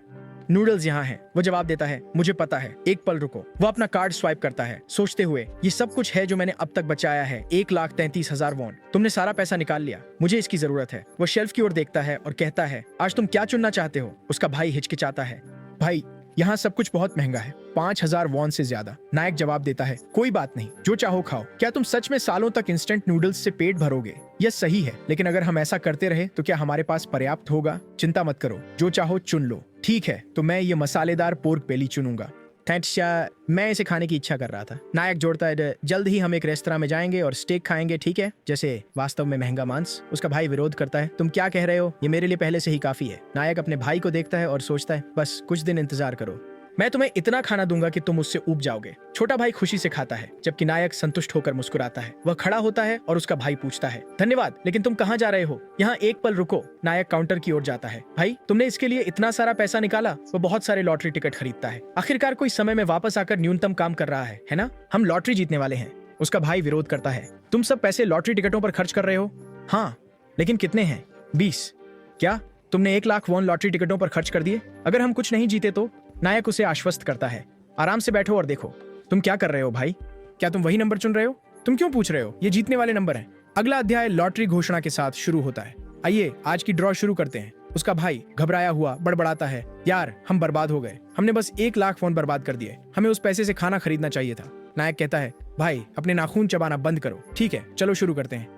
पहला भाग्यशाली नंबर 3 है, दूसरा नंबर 18 है, फिर 9, 38 और अंतिम नंबर है। ये सब यहाँ है। उसका भाई स्क्रीन को देखता है, फिर टिकटों को। 1 सेकंड रुको, ये पागलपन है, हमने जैकपॉट मारा। भाई मेरे गालों को चुटकी काटो। नायक कहता है, खुद को चुटकी काटो, ये एक सपना है ना? क्या तुम चाहते हो कि ये एक सपना हो? नहीं नहीं, कभी नहीं। फिर वह कहता है, चिंता मत करो, ये सपना नहीं है। लेकिन क्या ये सब सिर्फ एक सपना नहीं है? मैं कह रहा हूँ ये नहीं है, हम सच में पहले स्थान पर आए हैं। उसका भाई बहुत खुश है, जश्न मना रहा है। वो कहता है, अपनी आवाज धीमी रखो, पड़ोसी इसे नहीं सुन सकते। और फिर जोड़ता है, तुम इसके बारे में इतने उत्साहित क्यों हो? बिल्कुल, क्या तुम खुश नहीं हो? मैं हूं, बिल्कुल। मैं बस सोच रहा हूँ, पहली बार मैं भी ऐसा ही था। मैंने खुशी से चिल्लाया भी था। वह अपनी पहली बार को याद करता है, तब वह कितना उत्साहित था। लेकिन इस प्रक्रिया को दर्जनों बार दोहराने के बाद यह लगभग एक वार्षिक घटना बन गई है, जिसे उसे सहना पड़ता है। उसे पता है कि हर रीसेट के बाद उसे जल्दी से धन इकट्ठा करना होगा, क्योंकि 900 मिलियन पहले ही समाप्त हो चुके हैं। अर्थव्यवस्था जल्द ही अराजकता में उतर जाएगी और खिलाड़ियों के बीच व्यापार भविष्य में कहीं अधिक सक्रिय हो जाएगा, जो सब पैसे के माध्यम से किया जाएगा। उसका भाई अविश्वास में घूरते हुए कहता है, मुझे विश्वास नहीं हो रहा कि उन 100 टिकटों ने पहला स्थान जीता। हमें कितना मिलने वाला है? नायक जवाब देता है, मुझे नहीं पता। हालांकि वह स्पष्ट रूप से जानता है कि यह दुनिया को हिला देने के लिए काफी है, एक लॉटरी जीत जो विशाल पैमाने की है। लॉटरी कार्यालय में नायक पहुंचता है। खैर, मैंने इतनी बार पहला स्थान का इनाम जीता है कि अब मुझे घबराहट भी नहीं होती। वो क्लर्क के पास जाता है, नमस्ते, मैं पहला स्थान लॉटरी पुरस्कार लेने आया हूँ। अरे बधाई हो सर। जब क्लर्क उसकी दावा प्रक्रिया करता है तो वह कहता है, आप छात्र लगते हैं, आपने अपने टिकट कहाँ से खरीदे? वह जवाब देता है, यूएनवी शाखा के QS 24 से। क्लर्क चौंक कर कहता है, क्या? एक क्षण रुकिए, QS 24 से न्यूनवी। उसे पहले कुछ सुनने की याद आती है। क्या आपने सुना? इस बार 115 टिकट जीते हैं। 115? इतने सारे? हाँ, पागलपन है ना? लेकिन सबसे पागलपन की बात यह है कि उनमें से 100 एक ही जगह से आए। मुझे मत बताओ कि एक ही व्यक्ति ने सब खरीदे। यार चाहे कुछ भी हो, जब यह व्यक्ति आए तुरंत अध्यक्ष को बुलाओ, वे एक बहुत ही VIP मेहमान होंगे। नायक देखता है कि क्लर्क ध्यान भटक गया है और बीच में बोलता है, माफ कीजिए। क्लर्क माफी मांगता है, क्या आप यहाँ एक पल के लिए रुक सकते हैं? नायक सहमत होता है। थोड़ी देर बाद अध्यक्ष आते हैं। इंतजार करने के लिए धन्यवाद, मैं यूएनवी बैंक का अध्यक्ष हूँ। नायक अपना परिचय देते हैं और अध्यक्ष कहते हैं, आप वही हैं जिन्होंने पहला स्थान जीता, बधाई हो। नायक जवाब देते हैं, धन्यवाद, क्यों न हम कहीं शांत जगह चलें, कृपया मेरे साथ आइए। नायक को टिकट सत्यापन कक्ष में ले जाया जाता है। एक सचिव उन्हें देखता है और सोचता है, अध्यक्ष के साथ वह व्यक्ति कौन है? क्या वह उसका बेटा हो सकता है? अध्यक्ष उनका परिचय कराते हैं। वह यहाँ अपना इनाम लेने आए एक VIP मेहमान है। कृपया सुनिश्चित करें कि वह आरामदायक महसूस करें। सचिव सोचती है, वीआईपी, क्या वह वही है जिसने 100 टिकटों के साथ जीता? अध्यक्ष कहते हैं, आप अब आगे बढ़ सकते हैं। नायक उनका धन्यवाद करता है और सचिव खुद को संभालती है। शांत रहो, वो उनका स्वागत करती है। क्या आप कुछ पीना चाहेंगे? हमारे पास बहुत सारे विकल्प हैं। नायक विनम्रता से मना कर देता है। फिर वह मुद्दे पर आती है, क्या आपने टिकट लाए हैं सर? नायक 20 टिकट सौंपता है, जिनमें से प्रत्येक में 5 प्रविष्टियां हैं। वह उन्हें देखती है और मन ही मन कहती है, मुझे विश्वास नहीं हो रहा कि उसने सच में सभी को एक ही नंबर से खरीदा है। क्या वह भविष्य देख सकता है? थोड़ी देर बाद सभी 100 टिकटों की पुष्टि करने के बाद वो कहती है, सभी 100 टिकट पहले स्थान के विजेता हैं। नायक पूछता है, तो मुझे कितना मिलेगा? वह जवाब देती है, सर, आपके कुल इनाम लगभग 22 अरब वॉन है। करों के बाद यह लगभग 15 अरब होगा। नायक टिप्पणी करता है, खैर, सब कुछ जल्दी हो गया। अपना इनाम प्राप्त करने के बाद मैंने सबसे पहले हमारे लिए एक जगह ढूंढी। फिर मैंने एक निवेश खाता खोला। बिटकॉइन अगले महीने 500% बढ़ने की संभावना है, इसलिए मैंने सारा पैसा वहीं निवेश कर दिया। बाद में वह अपने भाई से बात करता है, तुम्हें हमारा नया घर कैसा लगा? क्या तुम्हें पसंद आया? उसका भाई मुस्कुराते हुए कहता है, बिल्कुल, ये घर अद्भुत है। मैंने कभी इतनी बड़ी जगह नहीं देखी, ये बहुत महंगी होगी। नायक जवाब देता है, ये तुरंत स्थानांतरित होने के लिए उपलब्ध सबसे अच्छी जगह थी। उसका भाई पूछता है, लेकिन तुमने खरीदने के बजाय किराए पर लेना क्यों चुना? हमारे पास बहुत सारा पैसा है, क्या इसे खरीद लेना बेहतर नहीं होता? नायक समझाता है, खैर, मेरे पास किराया चुकाने के लिए निकाले गए 1 अरब के अलावा कोई पैसा नहीं बचा है। बाकी सब बिटकॉइन में है। उसका भाई हैरान है और नायक आगे कहता है, मुझे पता है कि तुम क्या कहने वाले हो, लेकिन मैंने यह बिना सोचे समझे नहीं किया। ठीक है, इसके अलावा मैं अब भी लॉटरी से बहुत पैसा कमा सकता हूँ, क्योंकि मैंने अपने सपनों में 4 सेट के विजेता नंबर देखे हैं। उसका मासूम भाई अविश्वास में बस देखता रह जाता है। वाह, मैंने कभी नहीं सोचा था कि मेरा भाई उन लोगों में से होगा जो नंबरों के बारे में सपने देखते हैं। फिर वो शुरू करता है, लेकिन भाई, क्या तुम सुनिश्चित हो कि ये सभी नंबर सही हैं और इन्हें भूलना मत? ठीक है, वो जवाब देता है, आराम से, मैं नहीं भूलूंगा। इसके अलावा ये तो स्पष्ट है ना? मैं उन्हें पहले ही कई बार देख चुका हूँ, तो कैसे भूल सकता हूँ? वो अपने भाई से कहता है, खैर, वैसे भी तैयार हो जाओ ताकि हम खाने जा सकें। उसका भाई पूछता है, हम कहाँ जा रहे हैं? मैंने तुम्हें नहीं बताया है ना? हम आज ही जा रहे हैं। पहले बातचीत के दौरान उसने केवल अपने फोन पर तस्वीरें दिखाई थी, इसलिए उसके भाई को पता नहीं था कि वे उसी समय जा रहे होंगे। दृश्य बदलता है और गैंगस्टर दीवार पर मुक्का मारता है, उत्साह से मुस्कुराते हुए। कमाल है, मुझे पता था कि अपनी सारी विशेषताएं ताकत में डालना एक अच्छा विचार था। इसके अलावा मेरे पास एक कमरा है जो मेरी ताकत को दोगुना कर देता है। मैं बहुत भाग्यशाली हूँ। मुझे लगता है कि माइक टायसन भी इस पंच से जलन करेंगे। खैर, ये पंच परीक्षण के लिए काफी है। क्यों ना मैं अब एक असली लड़ाई की कोशिश करूं? फिर वह नायक के दरवाजे पर दस्तक देने लगता है। ट्रेयुमिन, मुझे नहीं लगता कि यह कमीना मर गया है, लेकिन वह मेरी कॉल का जवाब भी नहीं दे रहा है। घमंडी कचरा, क्या तुमने सोचा था कि मैं तुम्हें ऐसे घूरने के बाद भागने दूंगा? मैं तुम्हें नष्ट कर दूंगा। वो दरवाजे पर जोर से मार रहा है। हालांकि वह और मैं दोनों खिलाड़ी हैं। एक हारा हुआ हमेशा हारा हुआ ही रहता है और अब मुझे उसे सबक सिखाना है। ये स्पष्ट है कि यह कमीना घर में छिपा हुआ है, तो वह बाहर क्यों नहीं आ रहा है? ठीक है, अगर ऐसा ही है। वह दरवाजे के सहारे खड़ा होकर सोचता है, अगर मुझे सांस लेने की आवाज सुनाई दी तो मैं इस जगह को तोड़ दूंगा। फिर एक आवाज आती है, छात्र, तुम किसी और के दरवाजे के सामने क्या कर रहे हो? वह जवाब देता है, तुम्हें क्या फर्क पड़ता है? क्या तुम इस जगह के मालिक हो? आदमी जवाब देता है, मैं मालिक हूँ। गुंडा उलझन में दिखता है, तुम क्या कर रहे हो? क्या तुम यहाँ किसी दोस्त से मिलने आए हो? मेरा दोस्त? हाँ, सही कहा, मैं अपने दोस्त के लिए यहाँ हूँ। क्या आप मेरे लिए दरवाजा खोल सकते हैं? दुर्भाग्यवश मेरा उससे संपर्क टूट गया है। अगर आप इसे खोल सकते हैं। आदमी कहता है, ओह, लगता है तुम्हें तुम्हारे दोस्त ने छोड़ दिया है। क्या? ये एक खाली कमरा है। यहाँ रहने वाला छात्र चला गया।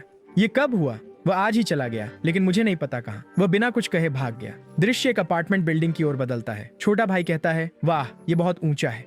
यहाँ प्रवेश द्वार पर घूमने वाला दरवाजा और कमरों तक कार्ड एक्सेस भी है। एक भवन कर्मचारी नायक के पास आता है और कहता है, आपकी पहचान की पुष्टि हो गई है। छोटा भाई कहता है, हे भगवान, यहाँ तो सुरक्षा भी है। भाई, ये जगह अद्भुत है, चलो चलते हैं। हाँ। वे अपार्टमेंट पर पहुंचते हैं और छोटा भाई आश्चर्यचकित होकर कहता है, वाह यार, ये जगह कितनी बड़ी है, लगभग 330 वर्ग मीटर। वाह दोस्त, 330 अपार्टमेंट के लिए बहुत बड़ा है। 330? क्या ये सिर्फ हम दोनों के लिए थोड़ी ज्यादा जगह नहीं है? नायक जवाब देता है, हमारे पास बहुत पैसा है, इसे इतना बड़ा होना ही था, है ना? उसका भाई पूछता है, इस जगह का लीज कितना था? 500 मिलियन वॉन अग्रिम और 22 मिलियन प्रति माह। अब ये पागलपन है। छोटा भाई हैरान है। 1 सेकंड रुको, 22 मिलियन किराए के लिए? कुछ समय पहले मैं 5000 वॉन के खाने की चिंता कर रहा था। वह विरोध करता है, भाई, मुझे लगता है कि ये जगह बहुत महंगी है, क्या सस्ती जगह लेना बेहतर नहीं होगा? नायक परवाह नहीं करता, इधर उधर देखता है। नहीं, हमें कम से कम इतना खर्च करना चाहिए, जितना महंगा उतनी ही बेहतर सुरक्षा। वह अपने आप से सोचता है। महीने के पहले दिन खिलाड़ी तब तक सो जाते हैं जब तक वे खेल से वापस नहीं आते। ये सभी के लिए सबसे कमजोर समय होता है, प्राकृतिक आपदाओं, भूकंपों, आग और अन्य खिलाड़ियों द्वारा किराए पर लिए गए हथियारों के लिए। इसलिए जब दूसरे दुनिया में प्रवेश करने का समय आता है तो खिलाड़ियों को सबसे सुरक्षित स्थान पर होना चाहिए। अगर आप असली जीवन में यहाँ समाप्त हो जाते हैं तो दूसरे दुनिया में आप कितने भी अद्भुत क्यों ना हो, कोई फर्क नहीं पड़ता। नायक पूछता है, क्या तुम्हें अपार्टमेंट पसंद है? उसका भाई जवाब देता है, बिल्कुल पसंद है, पूछने की जरूरत नहीं है। अच्छा, मुझे खुशी है कि तुम्हें यह पसंद है। छोटा भाई अपराध बोध महसूस करते हुए बड़बड़ाता है, मुझे माफ करना भाई। नायक पूछता है, तुम इस दूसरी दुनिया की चीजों के बारे में क्यों चिंतित हो? क्या तुम्हें लगता है कि मुझे अगले महीने फिर से लड़ना पड़ेगा? लेकिन मैं यहाँ बिना किसी समस्या के सब कुछ का आनंद ले रहा हूँ। मैंने चीजें देखी हैं, मुझे माफ करो। नायक उसे एक थप्पड़ मारता है, तुम इतने उदास क्यों हो? क्या तुम्हें लगता है कि मैं अगले राउंड के लिए वापस नहीं आऊंगा? ऐसी बात नहीं है, उस चीज के बारे में सोचना बंद करो और चलो खाना खाते हैं। या मैंने सुना है कि दूसरी मंजिल पर एक शानदार कोरियाई भोजन स्थान है। नायक अपना फोन चेक करता है, ऐसा लगता है कि उसने देखा कि मैं हिल गया। मैं अभी उसे नजरअंदाज कर दूंगा। ऐसा नहीं है कि मैं उससे असल जिंदगी में फिर मिलूंगा, खैर शायद दूसरे दुनिया में। अगले दिन नायक जागता है, वो अपने भाई को बाहर जाते हुए दिखता है और पूछता है, तुम कहाँ जा रहे हो? भाई जवाब देता है, तुम जाग गए हो, मैंने कुछ चावल के केक मंगवाए हैं और मैं उन्हें लेने जा रहा हूँ। नायक सोचता है, चावल के केक? मुझे याद नहीं कि ये किसी और रीसेट में हुआ हो। बेशक चीजें हमेशा एक ही तरीके से नहीं होती, लेकिन ये पहली बार है जब वह चावल के केक लेने जा रहा है। वो पूछता है, तुमने उन्हें क्यों मंगवाया? भाई जवाब देता है, हम अभी अभी शिफ्ट हुए हैं, इसलिए मैं उन्हें अपने पड़ोसियों को देने जा रहा हूँ।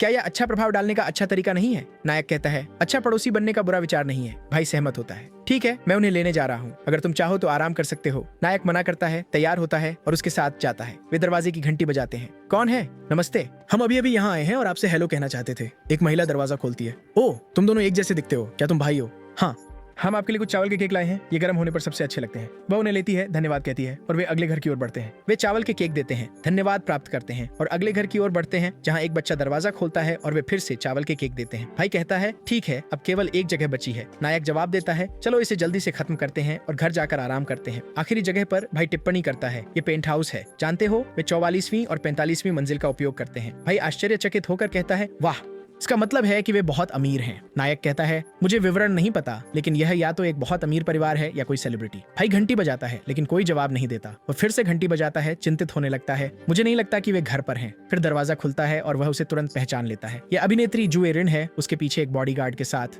भाई अचानक बोल पड़ता है, वाह, वो बहुत खूबसूरत है, बिल्कुल एक परी की तरह। बॉडीगार्ड आगे बढ़ता है और पूछता है, और तुम कौन हो? फैंस? नायक हाथ बांधे हुए जवाब देता है, हम नीचे वाले फ्लोर के आपके पड़ोसी हैं। नीचे वाले फ्लोर के पड़ोसी? भाई आगे बढ़कर चावल का केक पेश करता है और कहता है, कुछ लेना चाहेंगे? बॉडीगार्ड जवाब देता है, मैं ठीक हूँ, वैसे भी वह इस तरह की चीजें नहीं खाती। वह एक तरफ हटकर लिफ्ट खोलता है। बॉडीगार्ड उसे अंदर जाने के लिए कहता है और वह मान जाती है, उन दोनों की ओर देखते हुए। नायक सोचता है, मुझे नहीं पता ये व्यक्ति कौन है, लेकिन ये असभ्य था। उस बेवकूफ को नजरअंदाज करना ही बेहतर है। भाई कहता है, मैं ठीक हूँ, लेकिन तुमने उसे देखा? वाह। नायक, किसे देखा? भाई, तुम्हारा क्या मतलब किसे? तुमने भी उसे देखा, वह थी जू एरिन। जू एरिन? जू एरिन वो कौन है? दृश्य बदलता है जू एरिन पर, जो सोच रही है कि कई अभिनेता बाहर हो गए हैं। वह चिंतित है कि दुनिया कैसे चलती रहती है। उसे एक टेक्स्ट संदेश मिलता है, एरिन, क्या तुमने खबर देखी? सियोजन का निधन हो गया, क्या आप कल कंपनी आ रहे हैं? वह सोचती है, सोचना कि मुझसे अधिक सफल व्यक्ति पहले दौर में ही बाहर हो गया।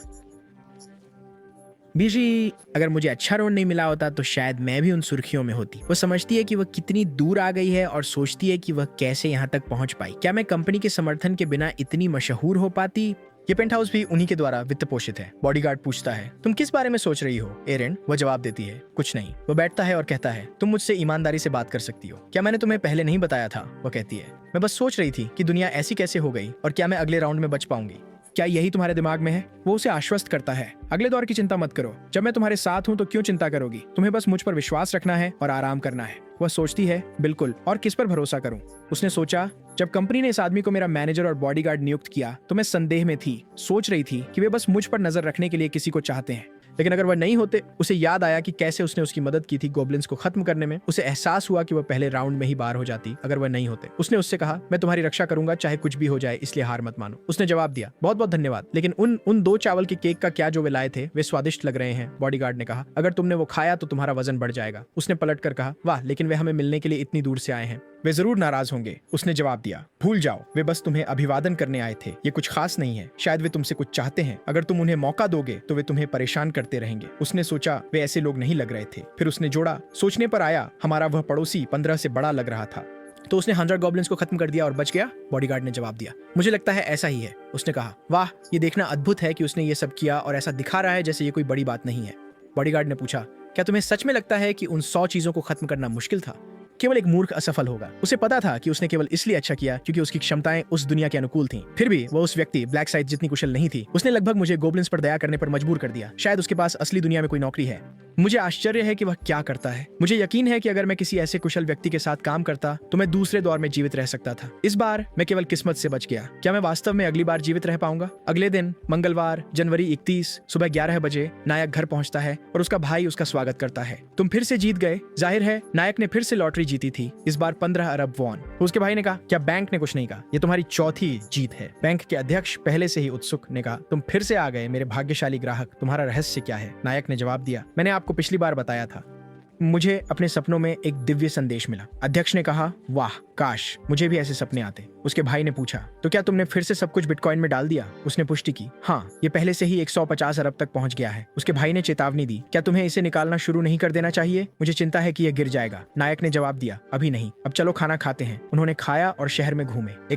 रात 11:55 पर अपने भाई के पास लेटे हुए नायक ने कहा, भाई तुम्हें जिंदा रहना है और वापस आना है। उसके भाई ने उसे देखा और जवाब दिया, आराम से रहो, तुमने मुझे ताइग्यू से निपटते देखा है ना? उसने सिर हिलाया। नायक ने अपने भाई के सिर पर हाथ रखा और कहा, चिंता मत करो, बस सो जाओ, जब तुम जागोगे मैं पहले ही वापस आ चुका हूँगा। अब मैं जा रहा हूँ। उसे दूसरे सर्वाइवल राउंड में भेज दिया गया। भीड़ ने हमेशा की तरह बड़बड़ाया, हम फिर से वापस आ गए हैं, मैं फिर से यहाँ हूँ। ये जगह पहले राउंड से अलग दिखती है। वो आदमी कौन है? सभी ने स्टाइलिश दिख रहे नायक की ओर देखा। उसने देखा जैसे ये लोग दूरी बनाए हुए हैं। लगता है ज्यादातर लोग मुझे पहचानते हैं। सभी यहाँ हैं। ये कब शुरू होगा? एक नया देवदूत प्रकट हुआ और कहा, आप सब यहाँ हैं, लेकिन मैं पिछले देवदूत से अलग हूँ। आपको क्यों लगता है कि ऐसा है? दूसरे के साथ क्या हुआ? उलझन में लोगों ने पूछा। दूसरा कहाँ है? उसने जवाब दिया, जो देवदूत पिछले दौर का प्रबंधन कर रहा था उसका एक हादसा हो गया और वो प्रकट नहीं होगा। लेकिन चिंता मत करो इंसानों, अब से मैं तुम्हें मार्गदर्शन करूंगा। चूंकि सभी यहाँ हैं, मैं अब इस दौर के उद्देश्य की घोषणा करूंगा। मिशन विंडो सभी के लिए दिखाई दी।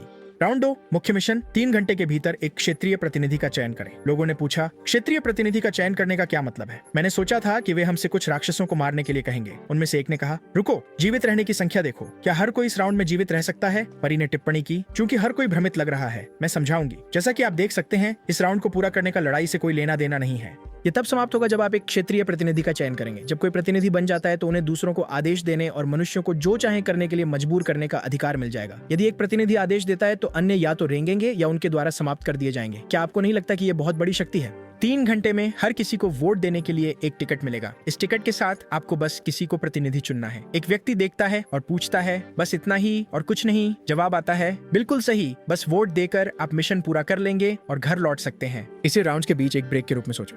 सभी उत्साहित हैं। यार, मुझे पता है कि मुझे लड़ना होगा, मैं बच जाऊंगा। ये पिछले राउंड से कहीं आसान है। फिर वो जोड़ती है, अब आपको बस अगले 3 घंटों में यह चर्चा करनी है कि प्रतिनिधि कौन बनेगा। मतदान तक का समय 3 घंटे। लोग उत्साहित हैं। यार, मैं बाहर नहीं होने वाला। ये बहुत अच्छा है। हालांकि पागल गैंगस्टर नाराज है। क्या आपदा है? मैं लड़ने के लिए तैयार था और अब सब बेकार हो गया। कोई उसके पास आता है, यांगमिन शांत हो जाओ यार, क्या समस्या है? हम सिर्फ वोटिंग से बच जाएंगे। लेकिन वह पागल व्यक्ति बड़बड़ाता रहता है, मैंने अपनी सारी विशेषताएं ताकत में डाल दी और अपनी क्षमता भी नहीं दिखा सकता। ये गुस्सा दिलाने वाला है। नायक सोचता है, खैर, ये देखकर कि उसने सब कुछ ताकत में डाल दिया, उसने शायद इस बार भी ताकत का ऋण प्राप्त किया होगा। सब कुछ, यांगमिन का ऋण और ये पूरी स्थिति बिल्कुल वैसा ही है जैसा मुझे याद है। वे अगले 3 घंटे इस पर बहस करेंगे कि किसे वोट देना है, लेकिन प्रतिनिधि बनना सबसे महत्वपूर्ण बात नहीं है। मुख्य मिशन का अस्तित्व ये दर्शाता है कि एक द्वितीयक मिशन भी है। राउंड 2 के लिए छुपा हुआ मिशन एक वर्ग प्राप्त करना है। उसके लिए मुझे जितनी जल्दी हो सके स्तर 10 तक पहुंचना होगा। वह जंगल में छिपे हुए गोब्लिन को देखता है और कहता है, आ जाओ। प्राणी उस पर झपटता है, लेकिन एक तेज चाल से उसकी गर्दन पर वार कर देता है। वर्तमान हत्याएं 100। 3 एक्स बफ लागू होने के साथ उसे 9 अनुभव अंक मिलते हैं और सभी गुण स्वर्गदूत को मारने से प्राप्त ऋण के कारण बढ़ जाते हैं। शिकार शुरू करने के लिए जंगल में गहराई तक जाना सही कदम है। गोब्लिन समूहों में यात्रा करते हैं, इसलिए जहां एक है वहां और भी हैं। गोब्लिन उसे घूरते हैं, हमला करने के लिए तैयार। लेकिन अगर मैं तुम्हारी जगह होता तो ऐसा नहीं करता, तुम सब टुकड़े टुकड़े हो जाओगे। हालांकि चूंकि उन्हें हराने के लिए डिजाइन किया गया है, एक को छाती पर चोट लगती है, दूसरा काट दिया जाता है और जल्द ही वह 50 हत्याओं पर पहुंच जाता है। एक और स्तर बाकी है। ओह, केवल 30 मिनट ही बीते हैं। वह अपनी स्थिति विंडो चेक करता है। ब्लैक साइट स्तर 9। स्तर 10 पर मैं पहले ही कक्षाएं बदल सकता हूँ। अगर मेरे पास एक शक्ति ऋण होता तो मेरी शक्ति बढ़ाना अधिक प्रभावी होता, लेकिन केवल शक्ति में निवेश करना कठिन है, चाहे आप कितने भी मजबूत हों। अगर आप एक घातक प्रहार लेते हैं तो आप खत्म हो जाते हैं। खिलाड़ियों के पास 4 विशेषताएं होती हैं: शक्ति, बुद्धिमत्ता, चपलता और भाग्य। शक्ति शारीरिक शक्ति, स्वास्थ्य और रक्षा को बढ़ाती है। बुद्धिमत्ता, जादुई शक्ति, मानसिक दृढ़ता और विचार प्रसंस्करण गति को बढ़ाती है। चपलता, आक्रमण गति और बचने की संभावना को बढ़ाती है। भाग्य, महत्वपूर्ण हमलों की संभावना और दुर्लभ वस्तुएं पाने की संभावना को बढ़ाता है और यह अर्जित सोने की मात्रा को भी बढ़ाता है। यह एक खेल है जहां आप सब कुछ एक ही गुण में नहीं डाल सकते, विशेष रूप से रीपर वर्ग के लिए जो शारीरिक और जादुई दोनों प्रकार की क्षति करता है। मुझे सभी गुणों को समान रूप से संतुलित करना होगा, हालांकि अभी के लिए ध्यान चपलता पर होगा। जैसे ही वह और गोब्लिन्स की ओर बढ़ता है, उसे अपने पीछे कदमों की आवाज सुनाई देती है। रुको, कोई मेरा पीछा कर रहा है। मैं शिकार में व्यस्त था इसलिए ध्यान नहीं दिया, लेकिन मुझे यकीन है कि यहाँ कोई है। अजीब बात यह है कि मेरे किसी भी रीसेट में कभी किसी ने मेरा पीछा नहीं किया। वह अपनी चाकू निकालता है और कहता है, मुझे नहीं पता तुम कौन हो, लेकिन अब सामने आओ। अगर तुम अपने इरादे नहीं बताते तो प्रार्थना करना शुरू कर दो। और फिर कौन प्रकट होता है? हमारी पहली वाइफ। हेलो, ये मैं हूँ। नायक उसे पहचानता है। ये व्यक्ति अभिनेत्री सीओ एरान। सीओ एरान मेरा पीछा क्यों कर रही है? वह माफी मांगती है। आपका पीछा करने के लिए माफ कीजिए। उसका बॉडीगार्ड आगे आता है। माफी चाहता हूँ, हमारा कोई नुकसान पहुंचाने का इरादा नहीं था, इसलिए कृपया हमसे नाराज न हो। नायक उस आदमी का उपनाम देखता है, आह नसांग चोल। एक सेकंड रुको, कि क्या यह आदमी माँ ग्योनराग का दयान हाथ नहीं है? वो सोचता है, मुझे उसके लिए कोई और नाम सोचना होगा। ये बहुत जटिल है। माँ ग्योनराग देश की सबसे बड़ी कंपनियों में से एक के सबसे बड़े बेटे हैं और एक खिलाड़ी हैं जिनका उपनाम हेवेनली डेमन है। वह भी एक मेरे लक्ष्यों को अपनी टीम में स्वर्गीय दानव को शामिल करना मेरी प्रगति को बहुत आसान बना देगा। जो मुझे वास्तव में चाहिए वह है वो उपचारक जो उसके साथ गठबंधन करेगा। मैंने उम्मीद नहीं की थी कि मैं उसके दाहिने हाथ से इतनी जल्दी मिलूंगा, लेकिन आहन संग चुल सु आहरिन के साथ क्यों चल रहा है? एक सेकंड रुको, क्या वो वही आदमी था जो उसके अपार्टमेंट के सामने खड़ा था? अब जब मैं इसके बारे में सोचता हूं तो मुझे याद आता है कि स्वर्गीय दानव ने अपने व्यवसाय के हिस्से के रूप में एक सेलिब्रिटी को प्रायोजित किया था। लेकिन अब जो महत्वपूर्ण है वह यह है कि तुमने मेरा पीछा कब शुरू किया। वो सोचता है, थत्ता मुझे ये पसंद नहीं है। भविष्य फिर से बदल रहा है। सु आहरन बोलती है, हमने तुम्हारा पीछा शुरू से ही किया। मैंने तुम्हें जंगल की ओर जाते देखा और मैंने भी आने का फैसला किया। अगर इससे आपको बुरा लगा हो तो माफ कीजिए। नायक पूछता है, तुमने मेरा पीछा क्यों किया? ये किसी बुरी वजह से नहीं है। मैं बस आपको एक प्रस्ताव देना चाहता था। प्रस्ताव? हाँ, आपने पहले राउंड में पहला स्थान प्राप्त किया तो मैं सोच रहा था कि हम सहयोग कर सकते हैं या कुछ ऐसा। नायक पूछता है, सहयोग? मेरी जानकारी में सहयोग वो शब्द है जब दोनों पक्षों को लाभ होता है। वो जवाब देती है, ये सच है। वो तुरंत जवाब देता है, लेकिन मुझे तुम्हारी जरूरत नहीं है ना?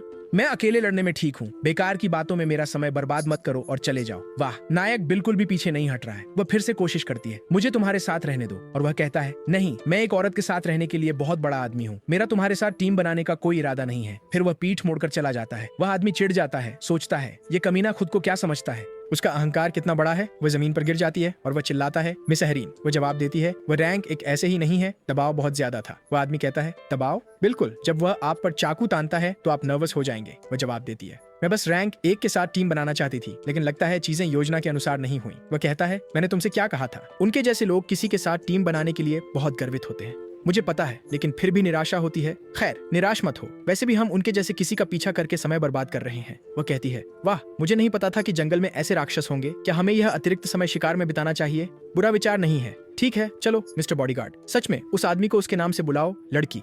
यहाँ तक कि एक आभासी दुनिया में भी उसके पेशे के लिए कुछ सम्मान दिखाओ। इस बीच एक गोब्लिन भ्रमित होकर इधर उधर देखता है। वो कहाँ है? नायक अचानक प्रकट होता है और वार करता है। वह सोचता है, तुम सहयोग की बात कर रहे हो जबकि मैं इतना व्यस्त हूँ। मेरे पास इन चीजों पर विचार करने का समय नहीं है। लगभग स्तर बढ़ाने का समय आ गया है। तुमने हॉबगोब्लिन को समाप्त कर दिया। 60 समाप्तियां। फिर भेड़ियों का एक झुंड आता है, जंगली कुत्ते। ठीक है, एक साथ 5। लगता है मैं भाग्यशाली हूँ। जानवर उस पर हमला करते हैं, लेकिन नायक उन्हें देखता है और तेजी से सभी को गिरा देता है। वे जमीन पर गिर जाते हैं मृत। 65 समाप्तियां। तुमने स्तर बढ़ा लिया है और स्तर 10 पर पहुंच गए हो। समय आ गया है। आपने उन्नति के लिए शर्तें पूरी कर ली हैं और अब आप दुकान तक पहुंच सकते हैं। अंततः मेरी उन्नति। दूसरे दौर का साइड मिशन, मतदान अवधि से पहले उन्नति करें। इसे पूरा करने पर आपको दैनिक दुकान वस्तु के लिए 50% छूट कूपन मिलता है। जो लोग पहली बार इस साइड मिशन को देखते हैं वे भ्रमित हो जाते हैं। एक मिशन वस्तु, मुझे वह कहां से मिलेगा? ये कैसे काम करता है? कक्षाएं क्या हैं? ये स्पष्ट है कि कक्षा प्राप्त करना एक बड़ी बात है, लेकिन समस्या ये है कि अभी तक कोई नहीं जानता कि कक्षा परिवर्तन वस्तुएं कैसे प्राप्त की जाती हैं, क्योंकि वे केवल कुछ विशेष शर्तें पूरी करने के बाद ही प्राप्त होती हैं। उदाहरण के लिए, योद्धाओं को अपनी ताकत कम से कम 10 तक बढ़ानी होती है और एक साथ 30 राक्षसों को खत्म करना होता है। एक बरसरकर को खून बहते हुए शिकार जारी रखना होता है। एक हत्यारे को कई राक्षसों को पीछे से छुरा घोंपना होता है। दूसरे शब्दों में, खिलाड़ियों को उन्नति को अनलॉक करने के लिए वर्ग से संबंधित क्रियाएं करनी होती हैं। शुरुआत में मैं बार बार राक्षसों का शिकार करता रहा, जंगल में छिपता और भागता रहा। इस तरह मुझे हंटर क्लास मिली, लेकिन रीपर क्लास के बारे में जानने के बाद मैं उसी के साथ रहा। अब मेरे पास वस्तु है, उपयोग करें। आपने एक वर्ग उन्नति वस्तु का उपयोग किया, आपका वर्ग बदला नहीं जा सकता, सावधानी से चुनें। क्या आप रीपर वर्ग में बदलना चाहते हैं? मुझे इसके बारे में सोचने की भी जरूरत नहीं है। हाँ, आपने रीपर वर्ग में स्विच किया। इनाम के रूप में आपको रीपर रून प्राप्त हुआ है और यह रहा। दिन के समय उपयोग करने पर हथियार का हमला 2 गुना हो जाता है। रात में हमले की गति 50% बढ़ जाती है और दुश्मन के आपको पहचानने की संभावना काफी कम हो जाती है। रून को स्वचालित रूप से खिलाड़ी की आत्मा में पंजीकृत कर दिया गया है। उन्नति के इनाम के रूप में आपको रीपर की दरांती प्राप्त हुई है। द्वितीय मिशन पूरा करने के इनाम के रूप में आपको 50% छूट का टिकट मिला है। आपकी रैंक शुरुआती से बढ़कर प्रशिक्षु हो गई है। नायक टिप्पणी करता है, ठीक है, मेरी रैंक भी बढ़ गई है। यहाँ खिलाड़ियों को 6 रैंकों में विभाजित किया गया है। ग्रैंड मास्टर स्तर 99 पर, मास्टर स्तर 60 पर, विशेषज्ञ स्तर 40 पर, नियमित स्तर 20 पर, प्रशिक्षु स्तर 10 पर और शुरुआती स्तर 1 पर। ठीक वैसे ही जैसे एक खेल में हर बार जब आपकी रैंक बढ़ती है तो आपको अधिक क्षमताएं मिलती हैं। उसे रीपर की क्षमता डेथ इंसिग्निया मिलती है। प्रभाव एक इंसिग्निया बनाता है जो केवल लक्ष्य और जादूगर को दिखाई देता है। लक्ष्य की शेष स्वास्थ्य दिखाई देने लगती है और वे 100% अतिरिक्त नुकसान लेते हैं। ये क्षमता एक समय में केवल एक लक्ष्य पर सक्रिय हो सकती है। नायक कहता है, रैंक बढ़ने के साथ आप उच्च रैंक वाले आइटम भी पहन सकते हैं। वह रीपर की दरांती पहनता है जो अभी के लिए साधारण है लेकिन संभावनाएं रखती है। सिस्टम घोषणा करता है, आपको वर्ग बदलने वाला पहला खिलाड़ी पहचाना गया है और आपको इनाम के रूप में एक रैंडम सोने की थैली मिली है। नायक टिप्पणी करता है, खैर पहले आगे बढ़ने के भी फायदे होते हैं। सिस्टम उसे सूचित करता है, आपको तटस्थ क्षमता ट्रैक प्राप्त हुई है। प्रभाव आपको अपनी पसंद के लक्ष्य को खोजने की अनुमति देता है। किसी लक्ष्य को ट्रैक करने के लिए आपको उनका चेहरा और नाम जानना आवश्यक है ताकि वे मान्य हो सके। जैव क्षमता मूल्य 20,000। नायक कहता है, मुझे 20,000 की कीमत वाली एक कौशल मिली, क्या मुझे इसे आजमाना चाहिए? वह इसका उपयोग करता है हुआंग योंगिन को ट्रैक करते हुए। चेहरा और नाम पहचाना गया। लक्ष्य की स्थिति ट्रैक कर रहे हैं। योंगिन की स्थिति की पुष्टि हुई। 119। 90 मीटर दूर लक्ष्य को खोजने के लिए अपने आगे के तीर का अनुसरण करें। नायक प्रतिक्रिया करता है, 190 मीटर, इसका मतलब है कि वह भी जंगल में प्रवेश कर चुका है। पिछली बार जब मैंने ये किया था वह 2 किलोमीटर दूर था। क्या मुझे इसे देखना चाहिए? दृश्य सोल एरिन और उसके बॉडीगार्ड के भागने की ओर बदलता है। वह जमीन पर गिर जाती है। मैं अब और नहीं दौड़ सकती, मेरी टांग नहीं हिल रही। बॉडीगार्ड आग्रह करता है, हमें दौड़ते रहना होगा एरिन, नहीं तो हम पकड़े जाएंगे। खड़े हो जाओ भले ही दर्द हो। वह उठने के लिए संघर्ष करती है। जहां तीर लगा था वह जगह जल रही है, आग लगी है। वह उसे आश्वस्त करता है, ये सिर्फ एक सिद्धांत है, लेकिन मुझे लगता है कि अगर तुम इस दुनिया में घायल हो जाओ तो तुम्हारा असली दुनिया का शरीर सुरक्षित रहता है। तुम्हें बस जीवित रहना है और किसी तरह सब कुछ ठीक हो जाएगा जब तुम घर लौटोगे। वह जवाब देती है, समझ गई, मैं सहने की कोशिश करूंगी। लेकिन फिर एक आवाज बीच में आती है, तुम ऐसा सोचकर कहां जा रहे हो? वे मुड़कर देखते हैं कि योंगमिन वहां खड़ा है। अच्छा, लगता है कि मैंने तुम्हें पिछली बार पर्याप्त चोट नहीं पहुंचाई। बॉडीगार्ड बड़बड़ाता है, शानदार, हम इस बदमाश औरत की वजह से पकड़े गए। कौन सा बॉडीगार्ड ऐसा कहता है? मुझे लगा था कि वो अधिक वफादार है। वो तैयार हो जाता है, ये समझते हुए कि उसके पास लड़ने के अलावा कोई विकल्प नहीं है। योंगमिन उसका मजाक उड़ाते हुए कहता है, ओह बूढ़े आदमी, क्या तुम हमसे लड़ने की योजना बना रहे हो? देखो, क्या तुम्हें नहीं दिखता कि हम कितने हैं? बॉडीगार्ड पूछता है, तुम ऐसा क्यों कर रहे हो? हमने तुम्हारा क्या बिगाड़ा है? योंगमिन जवाब देता है, बिल्कुल, तुमने कुछ नहीं किया। तो फिर अचानक हम पर हमला क्यों? वो मुस्कुराता है, हम सिर्फ एक चीज चाहते हैं। वो क्या? तुम्हारे बगल में खड़ी लड़की। हमें तुम्हारी परवाह नहीं है, हमें सिर्फ सोल एरिन चाहिए। योंगमिन की टीम आपस में चर्चा करती है, क्या ये सच में सोल एरिन है? उसे देखो, नाम और चेहरा वही है। क्या ये सिर्फ कोई उसकी नकल करने वाला नहीं हो सकता? किसे परवाह है, वो तो वही दिखती है ना? योंगमिन कहता है, अगर तुम साइड में हो जाओ और सोल एरिन को यहाँ छोड़ दो तो मैं तुम्हें जाने दूंगा। उस सौदे के बारे में क्या ख्याल है बूढ़े आदमी? बॉडीगार्ड कराता है, क्या गड़बड़ है? तुम्हें मुझे शुरू से ही बताना चाहिए था कि सोल एरिन तुम्हारा लक्ष्य है। अगर तुमने बताया होता तो मैं उसे बिना झिझक छोड़ देता। मेरा इस औरत की वजह से खत्म होने का कोई इरादा नहीं है, वह सोचता है। लेकिन एक समस्या है, अगर मैं सोल एरिन की रक्षा नहीं करता तो मैं डायरेक्टर में यौन रोग स्वर्गीय दानव को निराश कर दूंगा। योंगमिन उसे चिढ़ाता है, तो बूढ़े आदमी, क्या तुमने अपना मन बना लिया? बोली, क्या है चौंकी, तुम लड़ना चाहते हो? बॉडीगार्ड जवाब देता है, तुम्हें पता है कि जो तुम कर रहे हो वो अपराध है? योंगमिन हंसता है, अपराध? ये तो अच्छा है। तुम्हें लगता है यहाँ कोई कानून है और तुम किसे बताने वाले हो? पुलिस को जब हम वापस जाएंगे, जाओ और कोशिश करो, लेकिन तुम्हारे पास क्या सबूत है? ये शायद मेरा असली चेहरा भी नहीं है। वह आदमी सोचता है, क्या स्थिति है? वो मेरी नसों पर चढ़ रहा है, लेकिन वह सही है। मुझे नहीं लगता कि वो मुझे कुछ शब्दों में जाने देगा।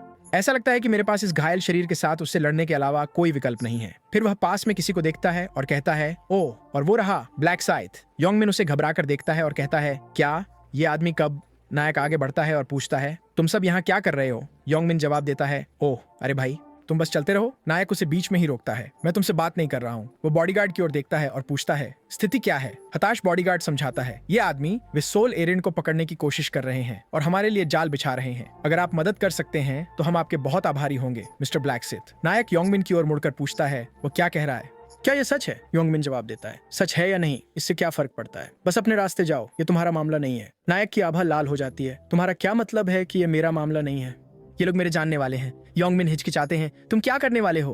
नायक तेजी से अपनी दरांती निकालता है। मैं घायल व्यक्ति को नहीं छोड़ सकता। गैंगस्टर चिढ़ जाता है। सोल एरिन राहत महसूस करती है। बॉडीगार्ड अपना आभार व्यक्त करता है और नायक खुद को इस सब के केंद्र में पाता है, सोचते हुए, खैर ऐसा नहीं है कि मुझे इससे कोई फायदा नहीं होगा। अगर मैं इस आदमी की मदद करता हूं तो स्वर्गीय दानव मुझे ऊंचा समझेगा, और अगर उसके जैसे एक समूह का मुझ पर कर्ज होगा तो ये एक बर्फ के गोले की तरह प्रभाव डालेगा, जिससे बदले में एक बहुत बड़ा एहसान मिलेगा, और इन बेकार मूर्खों को मैं सच में पसंद नहीं करता। योंगमिन ताना मारते हुए कहता है, तो तुम क्या कर रहे हो आदमी? अगर तुम एक कदम और आगे बढ़े तो मैं तुम्हें बाहर कर दूंगा। नायक जवाब देता है, समस्या क्या है? क्या तुम लड़ना नहीं चाहते? योंगमिन सोचता है, घमंडी कमीना, वो क्या सोचता है कि वो क्या कर रहा है? उसने उन गोब्लिन्स को एक पल में खत्म कर दिया और पिछली बार पहले स्थान पर रहा। That's size dippies dance। क्या मुझे सच में उसके जैसे राक्षस से लड़ना पड़ेगा? नायक अपनी दरांती को जमीन में गाड़ता है। मुझसे ईमानदारी से कहो अगर तुम लड़ना नहीं चाहते। योंगमिन पूछता है, अगर मैं ईमानदार रहूं तो क्या तुम मुझे जाने दोगे? नायक जवाब देता है, मैं इस पर विचार कर सकता हूं, तुम्हें बस अपने घुटनों पर आकर अपनी जान की भीख मांगनी होगी। योंगमिन गुस्से में कहता है, रुको, वह मुझसे मेरे दोस्तों और सोलेरिन के सामने खुद को अपमानित करने के लिए कह रहा है। अगर मैं इससे बच सकता तो मैं उससे लड़ना नहीं चाहता, लेकिन ये मुझे गुस्सा दिला रहा है। वो सोचता है, लेकिन रुको, मैं दीवार को अपने मुक्के से तोड़ने के लिए काफी मजबूत हूँ। अगर मैं भाग्यशाली रहा तो मैं इस ब्लैक साइट को एक ही पंच में उड़ा सकता हूँ। मुस्कुराते हुए वो कहता है, तुम हद पार कर रहे हो कमीने। तुम चाहते हो कि मैं घुटनों पर आकर भीख मांगूं? क्या तुम खत्म होना चाहते हो? वो योजना बनाता है, अगर मैं धीरे धीरे दूरी कम कर सकूं तो मैं उसके चेहरे पर सीधा एक पंच मार दूंगा। यह आदमी भी पत्थर की दीवार तोड़ने वाली चीज से बच नहीं सकता, है ना? नायक अपनी दरांती म्यान में रखता है और योंगमिन अचानक कहता है, रुको, तुम क्या कर रहे हो? नायक जवाब देता है, क्या यह अनुचित नहीं होगा कि तुम खाली हाथ आओ और मैं हथियारों का उपयोग करूं? इतनी आसानी से जीतना थोड़ा उबाऊ होगा। योंगमिन चिढ़कर कहता है, तुम बेतुके हो। लेकिन इससे पहले कि वह अपनी बात पूरी कर सके, नायक गायब हो जाता है और उसके सामने प्रकट होता है। तुम मूर्ख हो, तुमने अपना हथियार हटा दिया और अपना चेहरा उजागर कर दिया। योंगमिन नायक पर मुक्का मारता है, लेकिन वह जल्दी से बचकर योंगमिन के पेट में एक किक मारता है, जिससे वह उड़ जाता है। योंगमिन जमीन पर गिरता है, पराजित और कराहता हुआ। नायक मुस्कुराता है, गाली देना बंद करो, मेरे कान। अगर तुम ऐसा करते रहोगे तो सड़ सकता है। वह योंगमिन के मुंह पर जोरदार मुक्का मारता है, उसे कॉलर से पकड़ता है और उसके चेहरे पर और भी वार करता है। योंगमिन सोचता है, ये सिर्फ एक मुक्का नहीं है, ये हथौड़े से पीटे जाने जैसा है। ये कमीना मेरे जितना ही ताकतवर है, लेकिन उसके पास मेरी तरह ताकत का रून नहीं है। वह इतना ताकतवर कैसे है? चक्कर खाए और पिटे हुए योंगमिन के दोस्त बीच बचाव करने की कोशिश करते हैं। योंगमिन, उसे गोली मारो। पाम उनमें से एक तीर निकालता है और सीओ एरिन डर में देखती है। नायक शांतिपूर्वक एक तरफ हटता है, दूरी को कम करता है और अब आमने सामने होकर हमलावर से कहता है, ओह, मुझे लगता है कि तुम्हें किस्मत से शिकार करते समय एक धनुष मिल गया है ना? ये शर्म की बात है कि तुम मुझसे मिल गए। दरांती पहले से ही बाहर है। ये झूलता है और हाथ उड़ जाता है। बच्चे, वह आदमी पहले से ही जमीन पर दर्द से तड़प रहा है और बाकी दो घबरा रहे हैं। क्या तुम सोचते हो कि हमारे साथ उलझने के बाद भाग सकते हो? तुम्हारा काम तमाम है, मर जा कमीने। नायक बस उसे एक नजर देता है, मृत्यु का प्रतीक। वह दरांती निकालता है, झूलता है और वाह, कितना निर्दयी। वह योद्धा को ठीक टखनों पर काट देता है। यार, वह दरांती मक्खन की तरह काटती है। वह पहले से ही जमीन पर अकड़ा हुआ है और उसका दोस्त उसकी टांग। भाई, नायक कहता है, तुमने मुझ पर हथियार से हमला किया है ना? तो तुम्हें इसकी कीमत चुकानी पड़ेगी। और फिर यार, ऐसा लगता है कि नायक को लोगों को टुकड़ों में काटने का शौक है और अब हर कोई अपंग हो रहा है। उन्हें एक विकलांग क्षेत्र स्थापित करना पड़ेगा।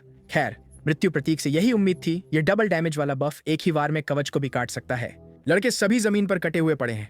मुझे भी तुम्हारे लिए बुरा लग रहा है। और फिर वह बस वहीं खड़ा है। बहुत आसान, लेकिन मैं चीजों को ऐसे खत्म नहीं कर सकता। मुझे उन्हें इतना डरा देना है कि वे फिर कभी मेरी ओर रेंगने की हिम्मत न करें। लोग जमीन पर पड़े हैं और नायक उन पर कई कट लगाता है और वे सब कहते हैं, मुझे ऐसा लग रहा है जैसे मैं मारा जा रहा हूँ, कृपया मुझे माफ कर दो। फिर वह कहता है, शिकायत करना बंद करो, तुम इससे नहीं मरने वाले। और फिर जब ये लोग यहाँ हैं, ऐसा लगता है कि उनका काम तमाम हो गया है। अगला है, वो बगल में देखता है। तुम जानते हो कि छिपे रहना बेकार है ना? यहाँ कोई अपवाद नहीं है। यार, वो फिर से उसी अंदाज में आ रहा है, एक और को काटते हुए। कमाल है यार।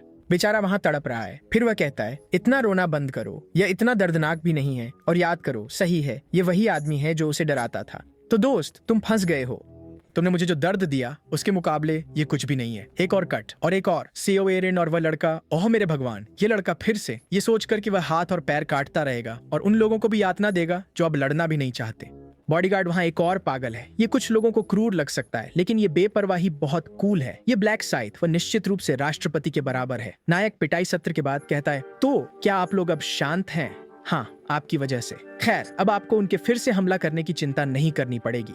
जैसा कि आप देख सकते हैं, वे चल भी नहीं पाएंगे, इसलिए बेहतर होगा कि आप वोट डालें। दोनों उसका धन्यवाद करते हैं। बहुत धन्यवाद ब्लैक साइथ। और वह पूछती है, लेकिन क्या वे इस दर पर मारे नहीं जाएंगे? और वह कहता है, तो क्या हुआ अगर वे मारे जाते हैं? वे जानवरों के स्तर पर भी नहीं हैं, है ना? नायक उसे घूरता है।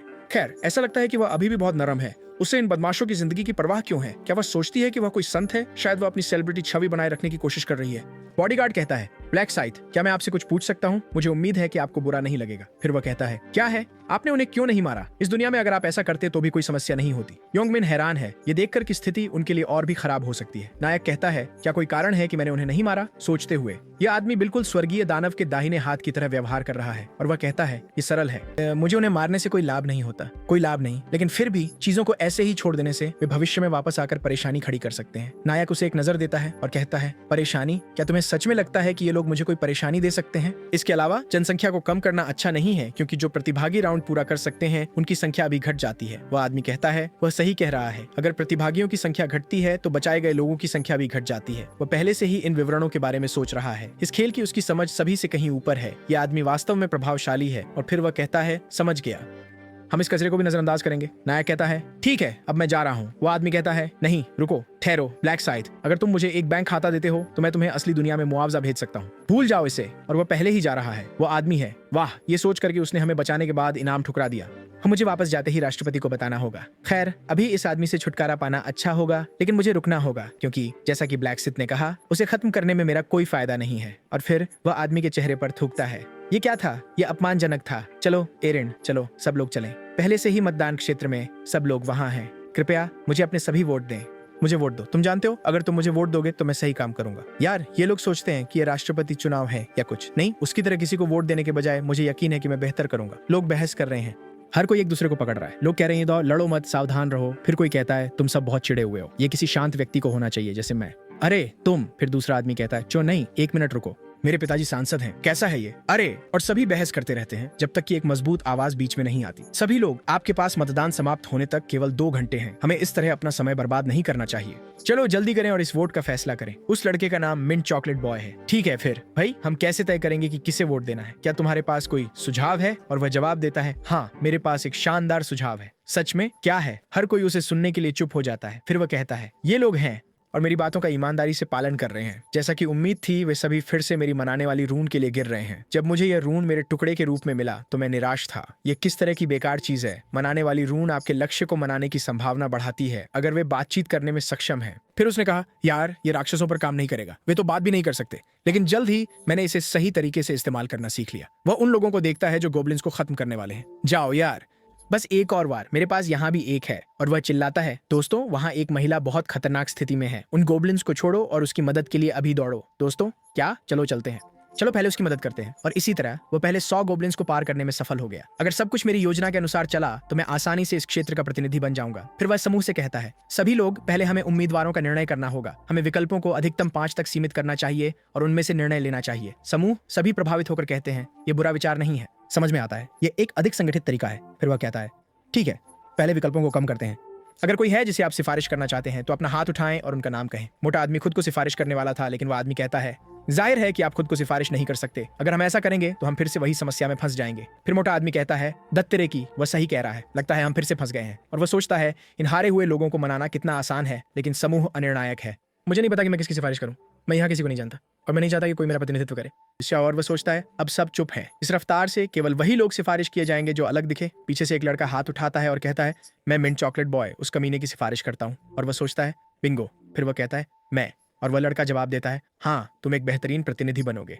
ऐसे तार्किक कौशल और नेतृत्व क्षमता वाले व्यक्ति, और आप स्थिति को इतनी अच्छी तरह से संभाल रहे हैं, है ना दोस्तों? और सब कहते हैं, हाँ वह है। वह सोचता है, मेरी सूची में एक और मूर्ख। मेरे बारे में सोचने के लिए धन्यवाद, इतनी विचारशीलता के लिए। अगर कोई और नाम है। फिर एक और व्यक्ति खड़ा होता है, मैं ब्लैक सिथ की सिफारिश करना चाहूंगा। और वह कहता है, समझ में आता है, बिल्कुल, कोई तो उस आदमी की सिफारिश करेगा जो पिछले राउंड में पहले स्थान पर आया था। एक और आदमी अपना हाथ उठाता है, तो मैं उस आदमी की सिफारिश करना चाहता हूं जो दूसरे स्थान पर आया था। Life is a documentary. मैं तीसरे की सिफारिश करूंगा, right hand on off the black dragon. ठीक है, तो हमारे पास पहले से ही 4 उम्मीदवार हैं, हमें बस एक और चाहिए। क्या कोई और है जिसे आप सिफारिश करना चाहते हैं? ठीक है, चूंकि कोई नहीं है तो चलिए कहते हैं कि हमारे पास 4 उम्मीदवार हैं। इन लोगों के लिए वोट करने से पहले क्या कोई कुछ कहना चाहता है? अपने आप से सोचते हुए, इन हारे हुए लोगों को मनाना बहुत आसान होगा। जब मैं इस क्षेत्र का प्रतिनिधि बन जाऊंगा तो मैं। पास में एक और आदमी बीच में बोलता है, ये सब बकवास बंद करो। फिर वह कहता है, बगल में देखता है और वहां है लाइफ इज ए डॉक्यूमेंट्री जो दूसरे स्थान पर है। और वह कहता है, मैं तुम्हारी बकवास अब और नहीं सुन सकता। वो आदमी कहता है, तुम्हारा क्या मतलब है? तुम क्या कह रहे हो? फिर वह जवाब देता है, ओह मिंट चॉकलेट किड, तुम्हें लगता होगा कि ये दुनिया बहुत आसान है ना? लोग बस कुछ शब्दों में वही करते हैं जो तुम कहते हो, सही? अब वो सोच रहा है, वो क्या मतलब है? क्या उसे मेरी क्षमता के बारे में पता हो सकता है?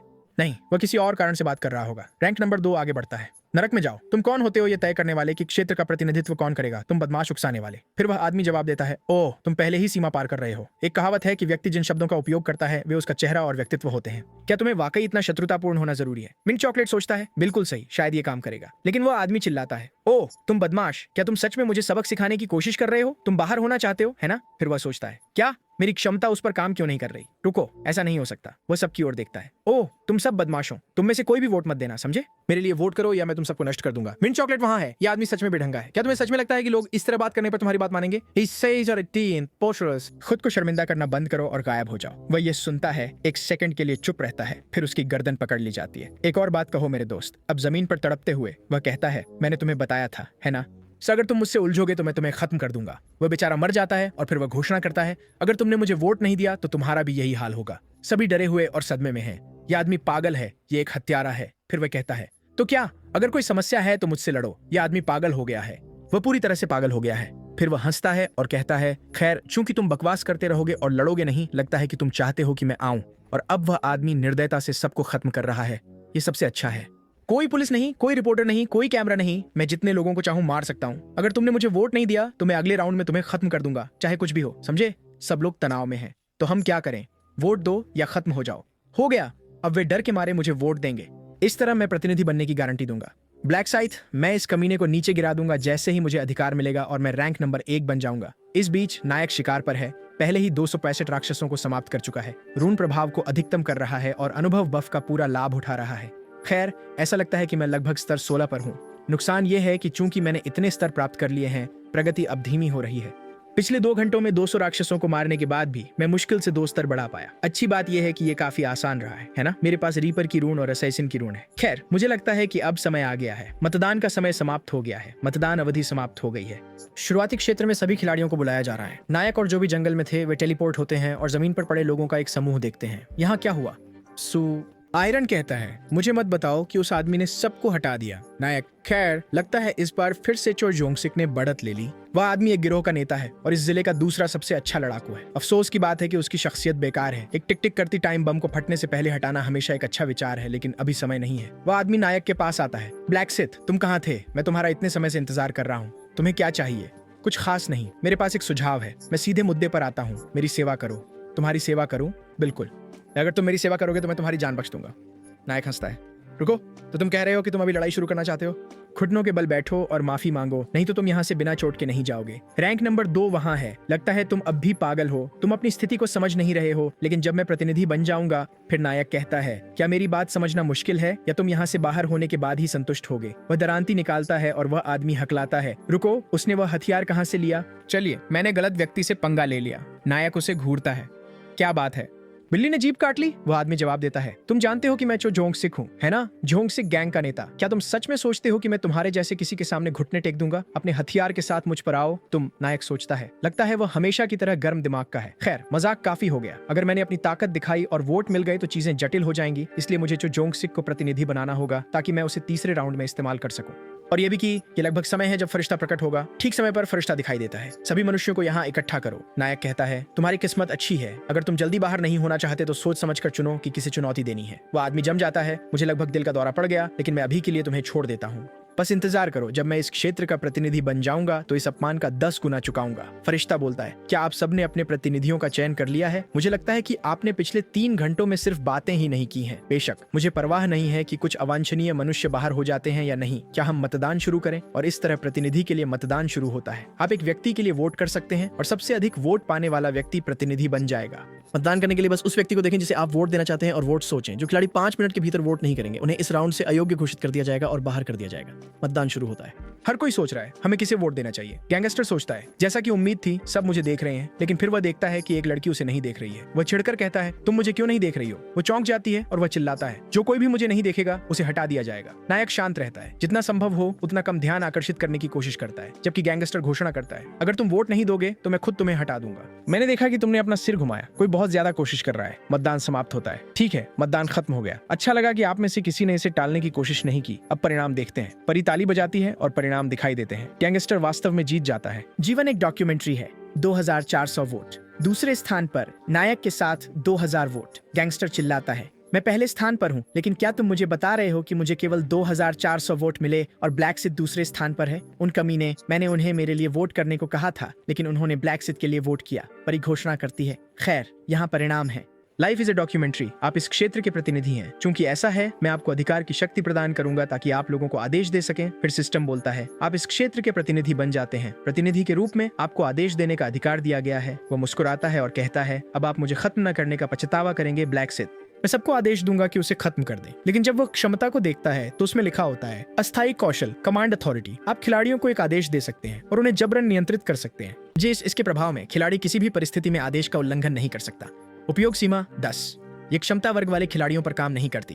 गैंगस्टर हैरान है, रुको, मैं इसे केवल 10 बार ही उपयोग कर सकता हूँ और मैं इसे वर्ग वाले खिलाड़ियों पर भी उपयोग नहीं कर सकता? क्या इसका मतलब है कि जिन लोगों ने एक क्लास प्राप्त की है वे मेरी बातों को नजरअंदाज कर सकते हैं? परी आगे कहती है, खैर प्रिय मानवों, आप सोच रहे होंगे कि मतदान के बाद सब कुछ खत्म हो गया है ना? लेकिन ऐसा नहीं है। इस राउंड में एक छुपा हुआ मिशन था। भीड़ चौंक जाती है, रुको, उसका मतलब क्या है? छुपा हुआ मिशन? फिर ये दिखाई देता है, साइड मिशन, वोटिंग के अंत से पहले आगे बढ़ो और एक क्लास प्राप्त करो। हर कोई चौंकता है, क्या एक एडवांसमेंट आइटम, एक क्लास प्राप्त करो? वो कहती है, खैर ये मिशन विंडो प्रोग्राम की गई थी कि जैसे ही कोई लेवल 10 पर पहुंचे, तुम्हें तो पता भी नहीं था, है ना? भीड़ बड़बड़ाती है, लेकिन हम स्तर कैसे बढ़ाएं अगर यहाँ कोई राक्षस नहीं है? वो मुस्कुराती है, तुम्हारा क्या मतलब है? जंगल राक्षसों से भरा हुआ है। खैर बुरा मत मानो, केवल 80,000 लोग ही सभी क्षेत्रों से आगे बढ़ पाए। उसके बारे में बात करते हुए, इस क्षेत्र में किसी को क्लास अपग्रेड मिला।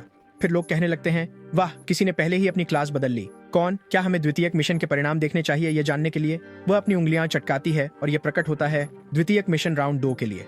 सभी क्षेत्र ब्लैक साइथ, क्षेत्र 45 ब्लैक साइथ। हर कोई कह रहा है, वाह, फिर से ब्लैक साइथ। वो पहले थे और हमारे पूरे क्षेत्र में वही एकमात्र है जिसके पास एक क्लास है। और ये रीपर है। ये किस तरह की क्लास है? ये बहुत ताकतवर लगती है ना? वो आदमी एक विशाल साइथ ले जा रहा था। लाइफ इज ए डॉक्यूमेंट्री वहां है। निराश होकर कहता है, दत्तरे की, मैं अपनी अधिकार कमांड का उपयोग करके उसे खुद को समाप्त करने के लिए मजबूर करने की योजना बना रहा था, लेकिन किसने सोचा था कि इस आदमी को इतनी जल्दी क्लास अपग्रेड मिल जाएगा? फरिश्ता कहता है, खैर दूसरे राउंड में इनाम उसे दिया गया जिसने पूरा किया मिशन पहले। तो हमारे क्षेत्र में मिशन को सबसे पहले पूरा करने वाला खिलाड़ी ब्लैक सिथ था, और न केवल इस क्षेत्र में बल्कि सभी में। अविश्वसनीय ब्लैक सिथ, और यहाँ तक कि आपकी श्रेणी भी अनोखी है, एक रीपर, और आपका नाम इसके साथ पूरी तरह से मेल खाता है। मुझे बताओ, तुमने वह नाम कैसे चुना? क्या तुम्हें पहले से पता था कि तुम एक रीपर बन जाओगे? वह जवाब देता है, मुझे नहीं पता था कि मुझे एक ऐसा वर्ग मिलेगा जो मेरे नाम से इतना मेल खाएगा। देवदूत कहता है कि ऐसा लगता है कि रीपर बनना तुम्हारी किस्मत थी। नायक सोचता है कि यहाँ तक कि देवदूत भी नहीं जानते कि रीपर वर्ग कैसे प्राप्त किया जाए। वे बस जानते हैं कि यह एक अनोखा वर्ग है। स्वर्गदूत जोड़ता है, ये नियति है ना? ये कितना दिलचस्प है कि इस क्षेत्र में कोई व्यक्ति वर्ग बदल देगा और साथ ही वह एकमात्र होगा जो प्राधिकरण के आदेशों से अप्रभावित रहेगा। लोग जिज्ञासु हैं, आप प्रभावित नहीं होंगे? आपका क्या मतलब है मिस एंजल? खैर, चूंकि मैंने इसका जिक्र किया, मैं सब कुछ समझाऊंगी। कैसा रहा? अधिकार आदेश उन मनुष्यों पर काम नहीं करते जिनके पास एक वर्ग है। इसका मतलब है कि ब्लैक साइथ जो चाहे कर सकता है। इसके अलावा उसके पास केवल 10 अधिकार आदेश हैं, सिर्फ इसलिए कि आप प्रतिनिधि हैं। इसका मतलब यह नहीं है कि आपके पास असीमित शक्ति है। भीड़ प्रतिक्रिया देती है, ओह, उसके पास केवल 10 आदेश हैं। यही बात है। विषय गुस्से में है। धत्त एंजल, तुम उसे ये क्यों बता रही हो? एंजल जारी रखती है, अब हमें ब्लैक सिथ को इनाम देना होगा क्योंकि उसने इतनी जल्दी क्लास बदल ली। वो अपनी उंगलियां चटकाती है और यह प्रकट होता है, तुम इस क्षेत्र और सभी क्षेत्रों में मिशन पूरा करने वाले पहले व्यक्ति थे। आपको एक निम्न श्रेणी का कवच और एक विशेष चेस्ट प्राप्त हुआ है। कृपया दुर्लभ कवच में से एक का चयन करें। वह धातु कवच, शिकारी कवच या जादूगर कवच चुन सकता है। जाहिर है इसके बारे में सोचने की कोई आवश्यकता नहीं है। पहला विकल्प बहुत भारी है और तीसरे में कोई रक्षा नहीं है, इसलिए वह शिकारी की पोशाक लेता है। विशेष चेस्ट पिछली बार की तरह 3 गुना बफ, 3000 सोना या जानकारी का विकल्प देता है। खैर, चूंकि तीसरे राउंड में बहुत सारे राक्षस हैं, इसलिए अनुभव बफ को फिर से चुनना बेहतर है। फरिश्ता कहता है, अब जब सब कुछ वितरित हो चुका है, कृपया अपने घरों को लौट जाएं। राउंड 3 बहुत रोमांचक होगा, मैं इसकी गारंटी देता हूँ। सिस्टम घोषणा करता है कि उन्होंने मिशन पूरा कर लिया है और वे 1 मार्च को लौटेंगे। आत्मा फिर शरीर में लौट आती है। गैंगस्टर जागता है और चेक करता है, मेरा हाथ, शुक्र है कि यह अभी भी यहाँ है। सौभाग्य से जब तक आप बाहर नहीं होते, आपका शरीर सही सलामत वापस आता है। वह अपना सिर झुकाता है, अब कभी नहीं, मैं फिर कभी ब्लैक साइथ के साथ उलझूंगा नहीं। क्या आपदा है, मुझे किसी इतने निर्दयी व्यक्ति के साथ क्यों उलझना पड़ा? दूसरी जगह पर एक बॉडीगार्ड जिसने पहले कहा था कि वह लड़की को छोड़ देगा, अब ऐसा नहीं करने का फैसला करता है, तो सब कुछ ठीक है। वो कहता है, खैर तुमने मेहनत की अहरीन। वो जवाब देती है, मैंने क्या किया? सब कुछ तो तुमने किया। मेरी मदद करने और मेरी रक्षा करने के लिए बहुत धन्यवाद। वो अपनी टाई ठीक करता है, ये तो अपेक्षित है क्योंकि मैं तुम्हारा मैनेजर और तुम्हारा बॉडीगार्ड हूँ। फिर वो जोड़ती है, मैं ब्लैक सिथ का फिर से धन्यवाद करना चाहूंगी। क्या ऐसा करने का कोई तरीका है? दुर्भाग्यवश हम उसकी असली शक्ल नहीं जानते, इसलिए उसे ढूंढने का कोई तरीका नहीं है। इसके अलावा ऐसा लगता है कि ब्लैक सिथ अपनी पहचान उजागर नहीं करना चाहता। वो नहीं चाहता। क्या आपको पता है क्यों? मैंने उससे उसका बैंक खाता नंबर मांगा ताकि मैं मुआवजा भेज सकूं, लेकिन उसने तुरंत मना कर दिया। ब्लैक साइट जानता है कि मैं खाता नंबर से उसे ढूंढ लूंगा। वह थोड़ी उदास लग रही है ना? बॉडीगार्ड कहता है, खैर अगर आप सच में अपना आभार व्यक्त करना चाहती हैं तो क्यों ना हम अगले राउंड में उसे ढूंढें और उसे कोई आइटम दे। वह जवाब देती है, ये एक अच्छा विचार है, मुझे सोचना होगा कि उसे कैसे चुकाया जाए। खैर आज कुछ आराम कर लो, मैं तुम्हें कल सुबह देखूंगा। ठीक है, ध्यान रखना। वो आदमी पहले ही लिफ्ट में है, कहता है प्रेसिडेंट में। प्रेसिडेंट जवाब देते हैं, हेलो सांचुई। वो कहता है, लगता है आप अभी तक सोए नहीं हैं। प्रेसिडेंट जवाब देते हैं, मैं खेल से लौटने के बाद कुछ विस्की पी रहा था। बॉडीगार्ड कहता है, मैंने परिणाम देखे प्रेसिडेंट। काले शूरवीर बनने पर बधाई। राष्ट्रपति जवाब देते हैं, खैर यह कुछ खास नहीं था, तुम्हारी तरफ क्या हुआ? खैर सीयू अहरीन और मैं केवल स्तर 8 तक ही पहुंच सके। बीच में हम पर हमला हुआ, घायल हो गए और शिकार जारी नहीं रख सके। हमला हुआ, मैंने सोचा था कि वापस आकर तुम्हें बताऊंगा। क्या मैं अभी आ सकता हूँ? राष्ट्रपति कहते हैं, क्या यह ब्लैक साइट से संबंधित है? तुरंत होटल आओ, मैं व्यक्तिगत रूप से विवरण सुनना चाहता हूँ। ठीक है, मैं 20 मिनट में वहां पहुंच जाऊंगा। वह व्यक्ति अपनी कार में बैठता है जबकि नायक बगल से देखता है। जैसा कि उम्मीद थी, वह राष्ट्रपति से मिलने जा रहा है। 10 मिनट पहले नायक जाग गया था और उसने वास्तविक जीवन में अपनी ट्रैकिंग क्षमता का उपयोग किया था। उसने बस उस व्यक्ति के चेहरे के बारे में सोचा और जैसे ही नाम और चेहरा मेल खाए, सिस्टम ने तुरंत एक स्थान प्रदान किया, 9 मीटर। खैर वो बहुत करीब है, शायद ऊपरी मंजिल पर, लेकिन अब ये बदल रहा है, -23 मीटर, 56 मीटर। जिस तेजी से ये बदल रहा है उससे लगता है कि उसने शायद लिफ्ट ली है। वह इस समय कहाँ जा रहा है? क्या वो पहले ही राष्ट्रपति से मिलने जा रहा है? मुझे इसकी पुष्टि करनी होगी। शुक्र है मैंने वापस आते ही अपनी ट्रैकिंग सक्रिय कर दी। छायाएं चांदनी को ढक रही हैं। ये किसी का पीछा करने का सही समय है। राष्ट्रपति वहां है। मैं अभी के लिए रुकूंगा क्योंकि मुझे पहले ये जानकारी चाहिए। ब्लैक साइट, कौन नहीं जानना चाहेगा उस खिलाड़ी के बारे में जो पहले और दूसरे दोनों राउंड में पहले स्थान पर है। राष्ट्रपति सोचते हैं कि उस व्यक्ति ने कहा कि उसके पास रैंक 1 के बारे में कुछ जानकारी है। मुझे बुरा एहसास हो रहा है। क्या उसने मेरे अधीनस्थ से झगड़ा किया? अगर ऐसा है तो मैं इसे यूं ही नहीं छोड़ सकता। मेरे दाहिने हाथ से उलझना मेरे लिए चुनौती है। ये मायने नहीं रखता कि वह कौन है। अगर तुम मेरे रास्ते में आने की कोशिश करते हो तो मैं इसे जाने नहीं दूंगा, चाहे वह रैंक 1 ही क्यों ना हो। दूसरी ओर नायक इस व्यक्ति के साथ गठबंधन करने के बारे में सोच रहा है। हालांकि उसकी खलनायक जैसी शक्ल से लगता है कि वह परेशानी खड़ी कर सकता है जिससे नायक मुश्किल में पड़ सकता है। राष्ट्रपति के कार्यालय में सांगचुल पहुंचता है। दोनों एक दूसरे का अभिवादन करते हैं और हल्की फुल्की बातचीत करते हैं। अचानक वह आदमी कहता है, सिर्फ आपका अस्तित्व मुझे प्रेरित करता है अध्यक्ष महोदय, बहुत बहुत धन्यवाद। वाह, ये तो कुछ ज्यादा ही हो गया। यहाँ तक कि अध्यक्ष भी टिप्पणी करते हैं, आप तारीफ करने में बहुत अच्छे हैं, लेकिन बैठ जाइए। ये तारीफ नहीं है, ये सच है सर, और हालांकि देर हो गई है, जीवित रहने के लिए बधाई। अध्यक्ष जवाब देते हैं, दूसरे दौर में बचना बच्चे से टॉफी लेने जैसा था। सांगचुल कहते हैं, आपको अपनी क्लास बदलने पर बधाई। ये कुछ खास नहीं था, बस किस्मत थी। लोग कहते हैं कि किस्मत भी एक कौशल है। इसके अलावा आप सभी क्षेत्रों में नंबर 2 और नंबर 3 पर रहे। ये कोई छोटी बात नहीं है। आपके सेवा में होना मेरे लिए सबसे बड़ा सम्मान है। ठीक है, शांत हो जाओ। अध्यक्ष टिप्पणी करते हैं, ऐसा लगता है कि आप कुछ चाहते हैं इन सभी तारीफों को देखते हुए। पूछो जो तुम जानना चाहते हो। संगचुल पूछता है, उस स्थिति में क्या मैं पूछ सकता हूँ कि आपको उन्नति का आइटम कहाँ से मिला? अध्यक्ष जवाब देते हैं, ये कुछ नहीं था, ये बस कुछ राक्षसों का शिकार करते समय गिर गया। सच तो यह है, ये उस रून की वजह से है जो मुझे मिला था कि मुझे ये टुकड़ा मिला। हम वो क्षण देखते हैं जब देवदूत उसे अपनी इन्वेंट्री चेक करने के लिए कहता है। वर्निश खुलता है और वहां है ब्लैक नाइट का रून। विवरण में लिखा है, यह आपकी सभी विशेषताओं को बढ़ाता है और आपके हथियार को एक काले आभा से भर देता है जो आपके दुश्मनों को नुकसान पहुंचाता है। जब आप स्तर 10 पर पहुंचते हैं तो यह आपको स्वचालित रूप से एक ब्लैक नाइट में उन्नत करता है। उसने सोचा, ब्लैक नाइट की रून, तो मैं स्तर 10 पर पहुंचने पर एक ब्लैक नाइट बन सकता हूं। वह सोचता है, मुझे स्तर 1 पर इतना अद्भुत वस्तु मिलना भाग्यशाली था। हालांकि वो विचार करता है, यहाँ तक कि एक अधीनस्थ के लिए जिसे मैं बहुत महत्व देता हूँ, मैं ये जानकारी प्रकट नहीं कर सकता। लोग हमेशा एक पल से दूसरे पल में बदल जाते हैं, यही मानव स्वभाव है। अध्यक्ष कहते हैं, ठीक है, चलिए सीधे मुख्य विषय पर आते हैं कि किसने तुम्हें चोट पहुंचाने की कोशिश की? क्या वह ब्लैक सिथ था? वो जवाब देता है, नहीं नहीं, वह नहीं था। वास्तव में उसने मेरी जान बचाई। तुम्हारी जान बचाई? मुझे विस्तार से बताओ। थोड़ी देर बाद स्थिति समझाने के बाद अध्यक्ष कहते हैं, तो तुम लगभग मर गए क्योंकि कुछ गुंडे अहरीन के पीछे थे? हाँ, अगर ब्लैक साइट नहीं आया होता तो मुझे लगता है कि वह और मैं दोनों खत्म हो जाते। शायद अहरीन बच जाती, लेकिन मुझे लगता है कि उसे जो मानसिक आघात होता वह उसके मनोरंजन उद्योग में करियर को खत्म कर देता। राष्ट्रपति सोचते हैं, न केवल मैंने अपने सबसे मूल्यवान अधीनस्थ को लगभग खो दिया, बल्कि मेरा व्यापार भी लगभग बर्बाद हो गया। फिर वो पूछते हैं, और उनके साथ क्या हुआ? उन्हें समाप्त कर दिया गया। सही, संगचुल जवाब देते हैं। खैर, भले ही ब्लैक सिथ ने उन्हें मौत से भी ज्यादा कष्ट दिया, अंत में उसने उन्हें समाप्त नहीं किया। राष्ट्रपति पूछते हैं, क्यों नहीं? उसने कुछ ऐसा कहा, उन्हें समाप्त करने में कोई लाभ नहीं है। कुल जनसंख्या को कम करने से बचे हुए लोगों की संख्या भी कम हो जाती है। राष्ट्रपति सोचते हैं, खैर वह गलत नहीं है, लेकिन कौन जानता है कि वे भविष्य में क्या कोशिश करेंगे। फिर भी ब्लैक सिथ की वजह से मेरा अधीनस्थ और मेरी संपत्ति सुरक्षित है। लगता है मुझे उसका एहसान चुकाना है। फिर वह कहता है, मुझे उसे मुआवजा देना होगा। सांगचुल जवाब देता है, मैंने उसे मुआवजे का जिक्र किया, लेकिन उसने कहा कि यह जरूरी नहीं है और तुरंत चला गया। तुम्हारा क्या मतलब है? उसने मुआवजा ठुकरा दिया। क्या उसे डर है कि उसकी पहचान उजागर हो सकती है? ऐसा लगता है कि वह बहुत सतर्क व्यक्ति है। खैर, अगर आप उसे अगले दौर में देखें तो मेरा संदेश पहुंचा दें। उसे बताएं कि मैं आप दोनों को बचाने के लिए अत्यंत आभारी हूं। ठीक है, मैं उन्हें बता दूंगा राष्ट्रपति। और साथ ही किसी भी तरह से मदद करने का तरीका देखें। आप जानते हैं कि मैं ऐसा व्यक्ति नहीं हूं जो किसी का रानी रहना पसंद करता है। बिल्कुल सर, जैसा आप चाहें। मैं कुछ महत्वपूर्ण पूछना भूल गया। उन गुंडों के उपनाम क्या थे? लगता है कि राष्ट्रपति उन्हें पकड़ने की योजना बना रहे हैं। बाहर नायक एक पेड़ पर बैठा सोच रहा है, क्या वफादार कुत्ता है। वो सीधे उस राष्ट्रपति से बात करने गया। जैसे ही वह वापस आया, भले ही ये रात में बहुत देर हो चुकी थी। खैर, अब जब मैंने उनके भाग्य की पुष्टि कर ली है तो मुझे वापस जाना चाहिए। यहाँ इधर उधर घूमते हुए मैं संदिग्ध लग रहा हूँ। अब जब मेरे ही अपार्टमेंट में एक प्रसिद्ध स्वर्गीय दानव रह रहा है तो मुझे अपने छोटे भाई का धन्यवाद करना होगा। अगर वह चावल के केक देने नहीं गया होता तो मैं कभी अहरिन से नहीं मिलता या ये नहीं जान पाता कि वह उस आदमी से जुड़ी है।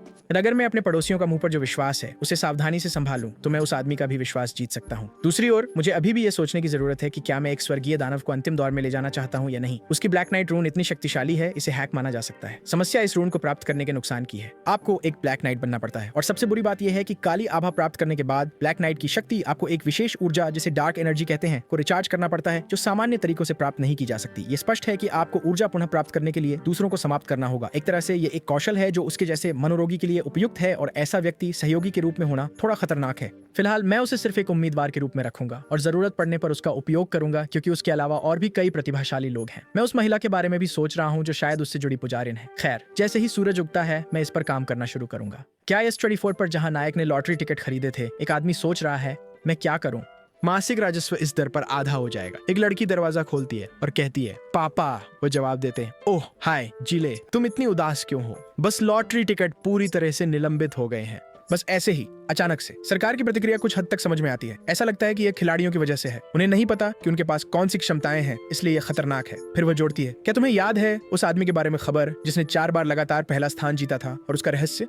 मैंने इसे अपने सपनों में देखा। ठीक है, ये कौन हो सकता था? पिता कहते हैं, खर्चे और किराए की वजह से पहले से ही स्थिति तंग थी। मैं क्या करने वाला हूँ? चिंता मत करो पापा, मैं जल्द ही ग्रेजुएट हो जाऊंगी और आपकी मदद करूंगी। ठीक है, क्या ये अच्छा विचार होगा अगर मैं घर के बिलों में मदद करने के लिए पार्ट टाइम नौकरी कर लूं? पिता जवाब देते हैं, चीले, पैसों की चिंता मत करो, मैं संभाल लूंगा। तुम अपनी पढ़ाई पर ध्यान दो, तुम्हारे अच्छे अंक हैं, है ना? क्या तुम स्कूल नहीं जा रहे हो? तुम्हारा सपना डॉक्टर बनने का था। पापा, मैंने उस सपने को छोड़ दिया। इस स्थिति में अब स्कूल का कोई महत्व नहीं है। वो कहता है, तुम सही हो, अब पैसे का भी कोई महत्व नहीं है। अगर चीजें गलत हो जाती हैं तो तुम अगले राउंड में बाहर हो सकते हो। सियो अनन्य नाइमनवा, हाल ही में मैं खोया हुआ महसूस कर रहा हूँ, माफ करना जिले। वो जवाब देती है, पापा आपको माफी मांगने की जरूरत नहीं है, यह आपकी गलती नहीं है, सब ठीक है, मैं वादा करती हूँ। मैंने दूसरा राउंड पार कर लिया और एक क्लास भी मिली। पिता हैरान होते हैं, एक क्लास? हाँ, 1 सेकंड रुको, वो कहती है, और फिर एक हीलिंग स्पेल डालती है, उस पर एक शक्ति का संचार करती है। ये क्या है? वो पूछते हैं। वह समझाती है, ये एक स्किल है जिसे बफ कहते हैं। मुझे ये मेरी क्लास से मिला। ये आपकी सभी विशेषताओं को थोड़ा बढ़ा देता है और सामान्य लोगों पर पुनर्जीवित करने वाला प्रभाव डालता है। वाह, ये एक अद्भुत स्किल है। मेरा शरीर ऊर्जा से भरा हुआ महसूस कर रहा है। वो मुस्कुराती है और कहती है, मैं इसे आप पर कभी भी इस्तेमाल कर सकती हूँ, तो खुश हो जाइए पापा। ठीक है, मैं बेहतर महसूस करूंगा। तभी एक ग्राहक दुकान में प्रवेश करता है और जब वह देखता है तो वह जम जाता है। वह कौन है? जूली पूछती है, क्या आप उसे जानते हैं पापा? वो लॉटरी साइकोपैथ है, वो आदमी जिसने एक ही नंबर को 100 बार मारकर पहला स्थान जीता था। नायक प्रवेश करता है। अरे कैसे हो सर? क्या आपको किसी तरह से मेरी याद है? मैंने 1 लाख वॉन्ड के लॉटरी टिकट खरीदे थे। मुझे आपकी याद है, लेकिन आप यहाँ क्यों हैं? पहले मैं आपसे माफी मांगना चाहता था। माफी? अचानक से क्यों? मैंने खबर देखी, क्योंकि मैंने लगातार पहला स्थान जीता। लॉटरी टिकट की बिक्री बंद कर दी गई।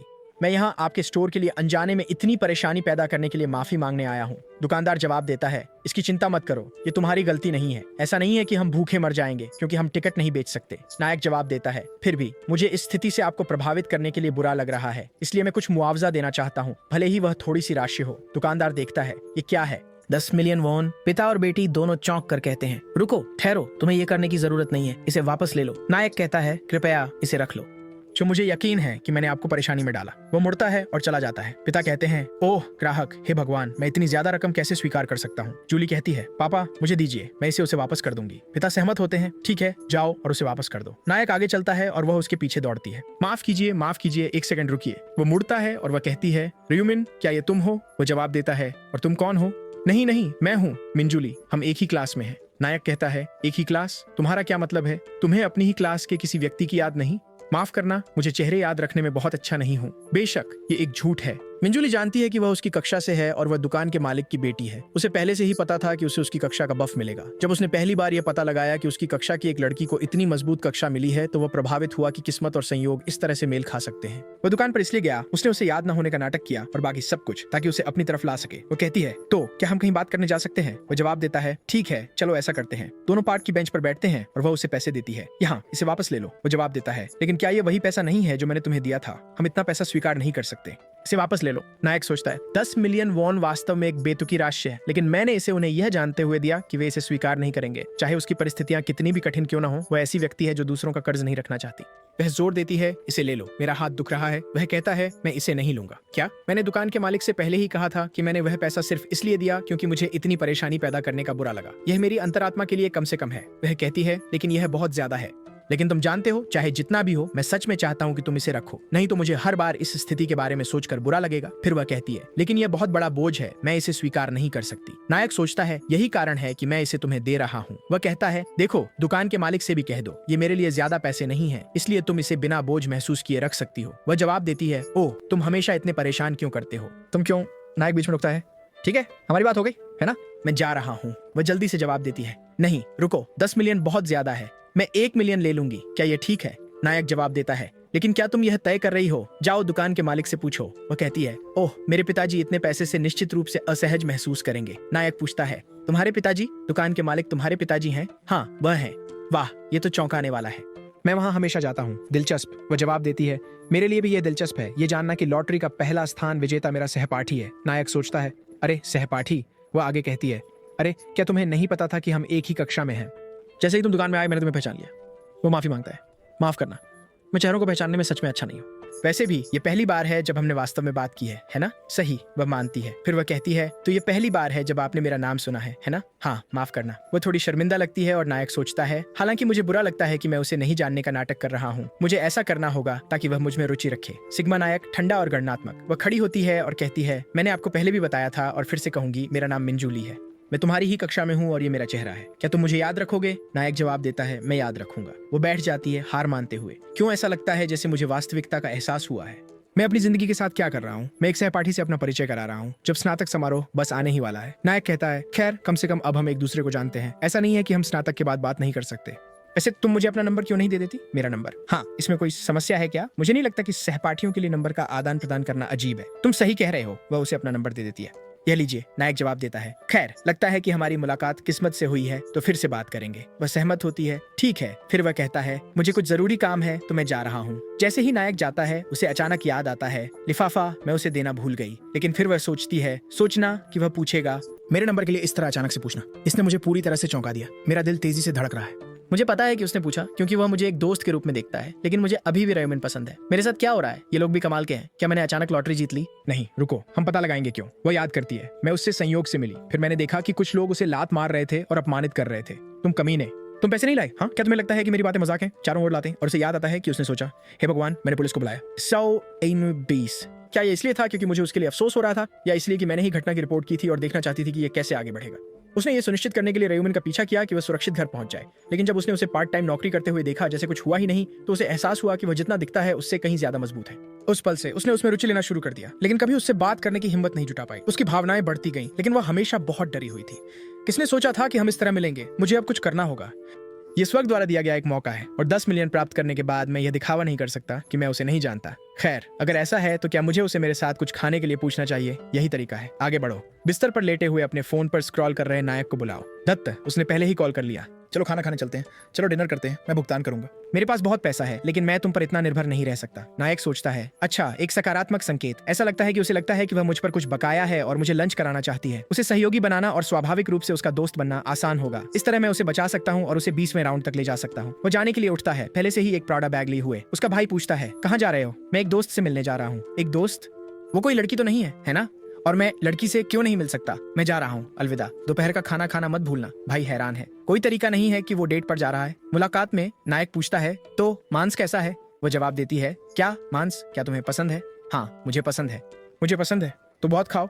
ठीक है। योद्धा अजीब लगता है, उन नायकों से भी बदतर जो हमें निराश करते हैं। वह सोचती है, सोचो कि मैं यहाँ रेयूमिन के साथ अकेली हूँ, क्या अद्भुत दिन है। दोनों चुपचाप बैठे हैं। वह सोचती है, नहीं, माहौल अजीब हो रहा है, मुझे कुछ कहना चाहिए। चलो हिम्मत दिखाओ। तो तुमने 4 बार लगातार लॉटरी कैसे जीती? नायक जवाब देता है, मैंने नतीजे अपने सपनों में देखे। वाह, उन सपनों से तुमने कितना जीता। शायद मुझे अपनी बाकी जिंदगी में पैसे की चिंता नहीं करनी पड़ेगी। दूसरी ओर अब मुझे अपनी जिंदगी की चिंता करनी पड़ेगी। तो मैं उत्सुक था। तुम्हारा पहला राउंड कैसा था? क्या गोब्लिन्स को खत्म करना मुश्किल था? ये बहुत मुश्किल था, इसमें बहुत समय लगा। तुम किस क्षेत्र में हो? आंखें?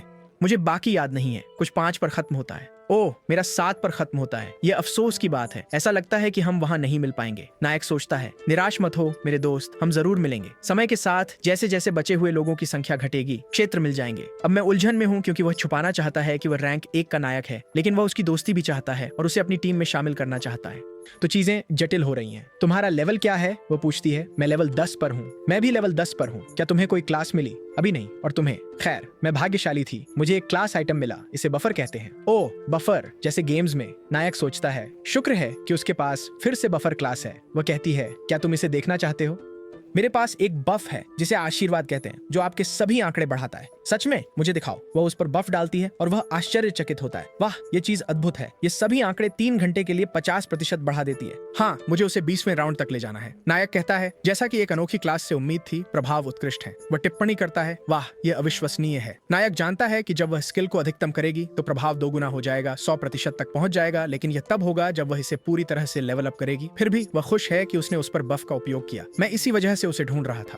क्लास बदलने वाला पहला व्यक्ति होने के लिए मुझे जो इनाम मिला वो एक रैंडम गोल्ड बैकपैक था। जैसा कि नाम से पता चलता है, ये आपको रैंडम मात्रा में पैसे देता है, लेकिन ये लक स्टैट से प्रभावित होता है। तो जितनी अधिक आपकी लक होगी उतना अधिक गोल्ड मिलेगा। वो कहता है, वाह, ये बहुत बढ़िया है, धन्यवाद जाली। वो जवाब देती है, अगर तुम्हें बफ चाहिए तो मुझे बताना, मेरे लिए इसका उपयोग करना वास्तव में आसान है। ठीक है, लेकिन क्या तुमने नहीं कहा था कि तुम्हें मुझसे कुछ कहना है? ओह सही, मुझे यह पहले बताना चाहिए था। तो 10 मिलियन के लिए धन्यवाद, और मेरे पिताजी ने भी आपको धन्यवाद कहने के लिए कहा। निश्चिंत रहें, हम आपको वापस चुका देंगे। नायक कहता है, यही तुम कहना चाहती थी? मैंने पहले ही कहा था, पैसे की चिंता मत करो। खैर, अगर तुम पैसे नहीं चाहती तो शायद कुछ और। मुझे मिल गया। वो अपनी इन्वेंट्री से कुछ निकालती है। नायक सोचता है, ये क्या है? वो समझाती है, मुझे ये शिकार करते समय मिला। अगर आप पैसे नहीं लेंगे तो कम से कम इसे ले लीजिए। मैं ईमानदार हूँ, इसलिए इसे ठुकराने के बारे में सोचना भी मत। अगले दृश्य में वे अलविदा कह रहे हैं। वो कहती है, ये वास्तव में अच्छा था। नायक जवाब देता है, बिल्कुल, अगले राउंड में सावधान रहना। अलविदा। नायक एक चौक की ओर जाता है, अपनी इन्वेंट्री खोलता है और देखता है कि उसने उसे क्या दिया, एक निम्न स्तरीय बैंगनी जादुई क्रिस्टल। वह सोचता है, वाह, ये सोचकर कि मुझे यह उससे मिलेगा। दुर्भाग्यवश मैं अभी तक पूरी तरह से नहीं समझ सकता कि यह वस्तु क्या करती है। वो मुझे केवल स्तर 20 पर पता चलेगा जब संयोजन सुविधा अनलॉक होगी। आप क्रिस्टल को अपने हथियार के साथ जोड़ सकते हैं ताकि कुछ प्रभाव जोड़े जा सकें। 7 क्रिस्टल हैं, लाल नुकसान के लिए, नारंगी ताकत के लिए, पीला भाग्य के लिए, हरा चपलता के लिए, नीला बुद्धिमत्ता के लिए और गहरा नीला आपके द्वारा लिए गए नुकसान को कम करने के लिए। अंत में बैंगनी क्रिस्टल है, जो सबसे दुर्लभ है और जिसके सभी आंकड़े बढ़ाने की संभावना बहुत कम है। खैर, मुझे यह मुफ्त में मिल गया। ये मेरी किस्मत है। लगता है मेरी असली जिंदगी में किस्मत काफी अच्छी है। मैं जादुई क्रिस्टल का उपयोग करूंगा जब मैं पहुंचूं। स्तर 20 तक पहुंचे। अब क्या मुझे तुरंत सुनहरी थैली खोलनी चाहिए? लेकिन उससे पहले मुझे अपने हत्यारे के रून से अपने आंकड़े बढ़ाने की जरूरत है, बिना उन परेशान कीड़ों का उपयोग किए। हत्यारा रून हर बार जब मैं एक लक्ष्य को समाप्त करता हूँ तो मेरे आंकड़े 1% बढ़ाता है और कीड़े भी गिने जाते हैं, क्योंकि यह सिर्फ कुछ जीवित होना चाहिए। तो दूसरी दुनिया में कोई कीड़े नहीं है, इसलिए मुझे राक्षसों पर निर्भर रहना पड़ता है। सौभाग्य से यहाँ पृथ्वी पर ऐसा नहीं है। वह पहले से माफी मांगता है और कीड़े को चलना शुरू करता है। अपनी रून को 100 में से 100 पर सक्रिय करता है, जिससे उसके आंकड़े 100% बढ़ जाते हैं। उसकी किस्मत अब 45 पर है। मेरे 15 पॉइंट्स की किस्मत पहले ही 45 तक पहुंच चुकी है। लगता है इस बार मुझे अच्छे नतीजे मिलेंगे। वह अपनी इन्वेंट्री खोलता है और फिर सुनहरी थैली, जिसमें 1 से लेकर 9,999 तक सोना हो सकता है। देखते हैं मुझे कितना मिलेगा। आप एक ही किस्मत के आंकड़े के साथ भी अलग राशि प्राप्त कर सकते हैं। अतीत में मेरे आंकड़ों के आधार पर मुझे आमतौर पर 3,000 से 6,000 के बीच मिलता था। वह इसे जांचता है और क्या, उसे 9,999 अधिकतम राशि मिलती है। प्रभावशाली। यह आशीर्वाद प्राप्त करना निश्चित रूप से सार्थक था। अब मेरे पास 16,000 सोना है, जो एक महाकाव्य वस्तु खरीदने के लिए पर्याप्त है। जिस वस्तु का मैं इंतजार कर रहा था वह 2 हफ्तों में आएगी। मैं अभी इंतजार करूंगा। नायक घर जाता है और उसका भाई जिज्ञासु होकर पूछता है, तुम्हारी डेट कैसी थी? कौन सी डेट? तुम डेट पर नहीं गए। बकवास करना बंद करो। तुमने लंच में क्या खाया? मैंने ब्लैक रामेन खाया। सच में? तुमने कुछ बेहतर क्यों नहीं मंगवाया? भाई, ब्लैक रामेन खाने में कोई बुराई नहीं है। क्या तुम जानते हो कि मैं इसे कितने समय से आजमाना चाहता था? नायक जवाब देता है, हाँ, यह भी सही है। 1 महीने पहले हमारे पास जीवित रहने के लिए भी पैसे नहीं थे। वैसे मेरी बिटकॉइन निवेश लगभग 150 मिलियन के करीब होनी चाहिए। जैसे मेरी पिछली जिंदगी में हुआ था, मुझे पता है कि ये 2 हफ्तों में गिरने वाली है। सब कुछ बेचने का समय आ गया है। इससे पहले वह तय करता है कि उसे जल्दी से ड्राइविंग लाइसेंस भी लेना है। नायक ड्राइविंग टेस्ट के लिए जाता है। हे भगवान, मैंने ये कितनी बार किया है? मैं इसे आधे मन से कर सकता हूँ और पास हो सकता हूँ। वो बस खड़ा होता है, बाहर चला जाता है और परीक्षक सोचता है, इस आदमी को क्या हुआ? वो स्क्रीन चेक करता है और देखता है कि नायक ने बहुत जल्दी परिणाम के साथ पास कर लिया। परीक्षक हैरान है, लेकिन समझता है, खैर, ये परिणाम तो स्पष्ट था, ये देखते हुए कि उसने ये कितनी बार किया है। जल्दी ही उसे उसका लाइसेंस मिल जाता है। नायक अस्तित्वगत संकट में है, सोचते हुए, रुको, मैंने कितने साल जी लिए हैं? मेरी असली उम्र क्या है? इसके तुरंत बाद वह एक लैम्बोर्गिनी एवेंटाडोर निकालता है। नायक दिखावा कर रहा है ना? धत्तेरे की यार, ये कार खरीदना आसान नहीं है, लेकिन उसे पता है कहाँ जाना है और क्या कहना है ताकि सब कुछ आसानी से हो जाए। 2 हफ्ते बाद आखिरकार बिटकॉइन को अलविदा कहने का समय आ गया। उसके चेहरे पर एक खतरनाक मुस्कान है। उसका भाई पूछता है, क्या हुआ? मैंने अभी अपना सारा बिटकॉइन बेच दिया। तुमने कितना कमाया? 300 मिलियन। उसका भाई हैरान होकर देखता है। 300 मिलियन? तुमने लॉटरी में जीते 60 मिलियन को 300 मिलियन में बदल दिया। ऐसा लगता है कि मूल्य वॉन में है, लेकिन अब वे डॉलर में बात कर रहे हैं, इसलिए संख्याएं गलत लग रही हैं। मुख्य पात्र कहता है, मैं तुम्हें बता रहा हूँ। उसका भाई जवाब देता है, वाह, और मैं तुम्हें निवेश करने से रोकने की कोशिश कर रहा था। कमाल है, लेकिन तुम्हें इतना लाभ हुआ। मुख्य पात्र जोड़ता है, मुझे भी नहीं पता था कि मुझे इतना लाभ होगा, क्योंकि मेरी पिछली कोशिश में मैंने सबसे ज्यादा 280 मिलियन कमाए थे। उसका भाई पूछता है, क्या तुम सब निकालने वाले हो? बिल्कुल। अच्छा है भाई, अब मैं शेयरों में निवेश शुरू करने जा रहा हूँ। उसका भाई अपनी कॉफी थूक देता है। भाई तुम शेयरों में निवेश करने की योजना बना रहे हो? तुम्हें इसके बारे में कुछ नहीं पता। चिंता मत करो, मैंने इसे अपने सपने में देखा। तुम्हें फिर से उन पागल सपनों में से एक आया है और अब ये शेयर खरीदने के बारे में है। बिल्कुल, मैं खरीदने जा रहा हूँ और हम बहुत पैसा कमाएंगे। ठीक है, जो चाहो करो। वह हार मान लेता है। नायक सोचता है, मैं उसे इतना चिंतित होने के लिए दोष नहीं देता, लेकिन मैं भविष्य जानता हूँ, है ना? जिस कंपनी में मैं अभी निवेश कर रहा हूँ वो क्यूज डार्क है, जिसकी कीमत लगभग 900 मिलियन है। ये कंपनी हेवेनली डेमन कंसल्टेंसी की है। ये कंपनी उस आदमी की है। हालांकि अब तक कुछ बड़ा नहीं हुआ है। वे राउंड 4 के बाद एक विशेष प्रणाली बनाएंगे और फिर यह कंपनी बहुत बढ़ेगी। जब मुझे पता है कि मैं इतना लाभ कमाऊंगा तो निवेश न करने का कोई कारण नहीं है। अगर मैं स्टॉक का बड़ा हिस्सा हासिल कर लूं और कुछ संचालन नियंत्रण सुरक्षित कर लूं तो यह बहुमत शेयर धारक के प्रभाव का उपयोग करने के लिए एक बड़ा लाभ होगा। पहले मैं 280 मिलियन निवेश करूंगा और 31% प्राप्त करूंगा। अब वो बगल में देखते हैं, अपने भाई को देखते हुए। कृपया कृपया सपना फिर से सही हो। वो खरीदारी करते हैं। अच्छा, ये पुष्टि हो गई है। अब मुझे बस अपनी वस्तुएं खरीदनी है। उसी दिन आधी रात को नायक खेल की आइटम दुकान खोलता है। मैं अब तक बचत कर रहा था। वह उपकरण अनुभाग में जाता है। आप सामान्य वस्तुएं और कौशल खरीद सकते हैं जब तक आपके पास पैसे हैं। इससे अधिक सुविधाजनक कुछ नहीं है। हालांकि अधिकांश सामान्य रैंक की वस्तुएं हैं, फिर भी दुर्लभ या महाकाव्य वस्तुएं खरीदना असंभव नहीं है। दैनिक वस्तु सुविधा आपको एक यादृच्छिक वस्तु खरीदने की अनुमति देती है जो हर दिन बदलती है। बेशक ये ठीक वही प्राप्त करना कठिन है जो आप चाहते हैं, क्योंकि आपको नहीं पता कि यह कब उपलब्ध होगा, लेकिन ये उसके लिए समस्या नहीं है, क्योंकि उसे पहले से पता है कि क्या दिखाई देगा और आज वह दिन है जब एक महाकाव्य वस्तु जो उसे चाहिए उपलब्ध हो रही है। वह रहा दिन का आइटम, कंकाल हार। ये कुछ आंकड़े प्रदान करता है और इसका सबसे दिलचस्प प्रभाव हर दुश्मन को हराने पर हमले की गति को 1% तक बढ़ाता है, अधिकतम 25% तक। बिल्कुल सही। कंकाल हार एक ऐसा आइटम है जो उसकी बुद्धिमत्ता और हमले की गति को बढ़ाता है और इसके कई प्रभावों के लिए यह काफी सस्ता भी है। अब जब ये यहाँ है, इसे उपयोग करने का समय है। वह अपनी इन्वेंट्री खोलता है और 50% डिस्काउंट टिकट का उपयोग करता है जो उसे क्लास बदलने पर मिला था। नायक, जिसने गणित में 0 अंक प्राप्त किए थे, आधी कीमत चुकाता है और आश्चर्यचकित होता है कि उसके पास अभी भी लगभग 14,000 बचे हैं। वाह, मेरे पास इतना पैसा है। ये बहुत अच्छा है। जाहिर है, अगर आपने पहले गणना की होती तो आपको पता चल जाता कि यह आसान था।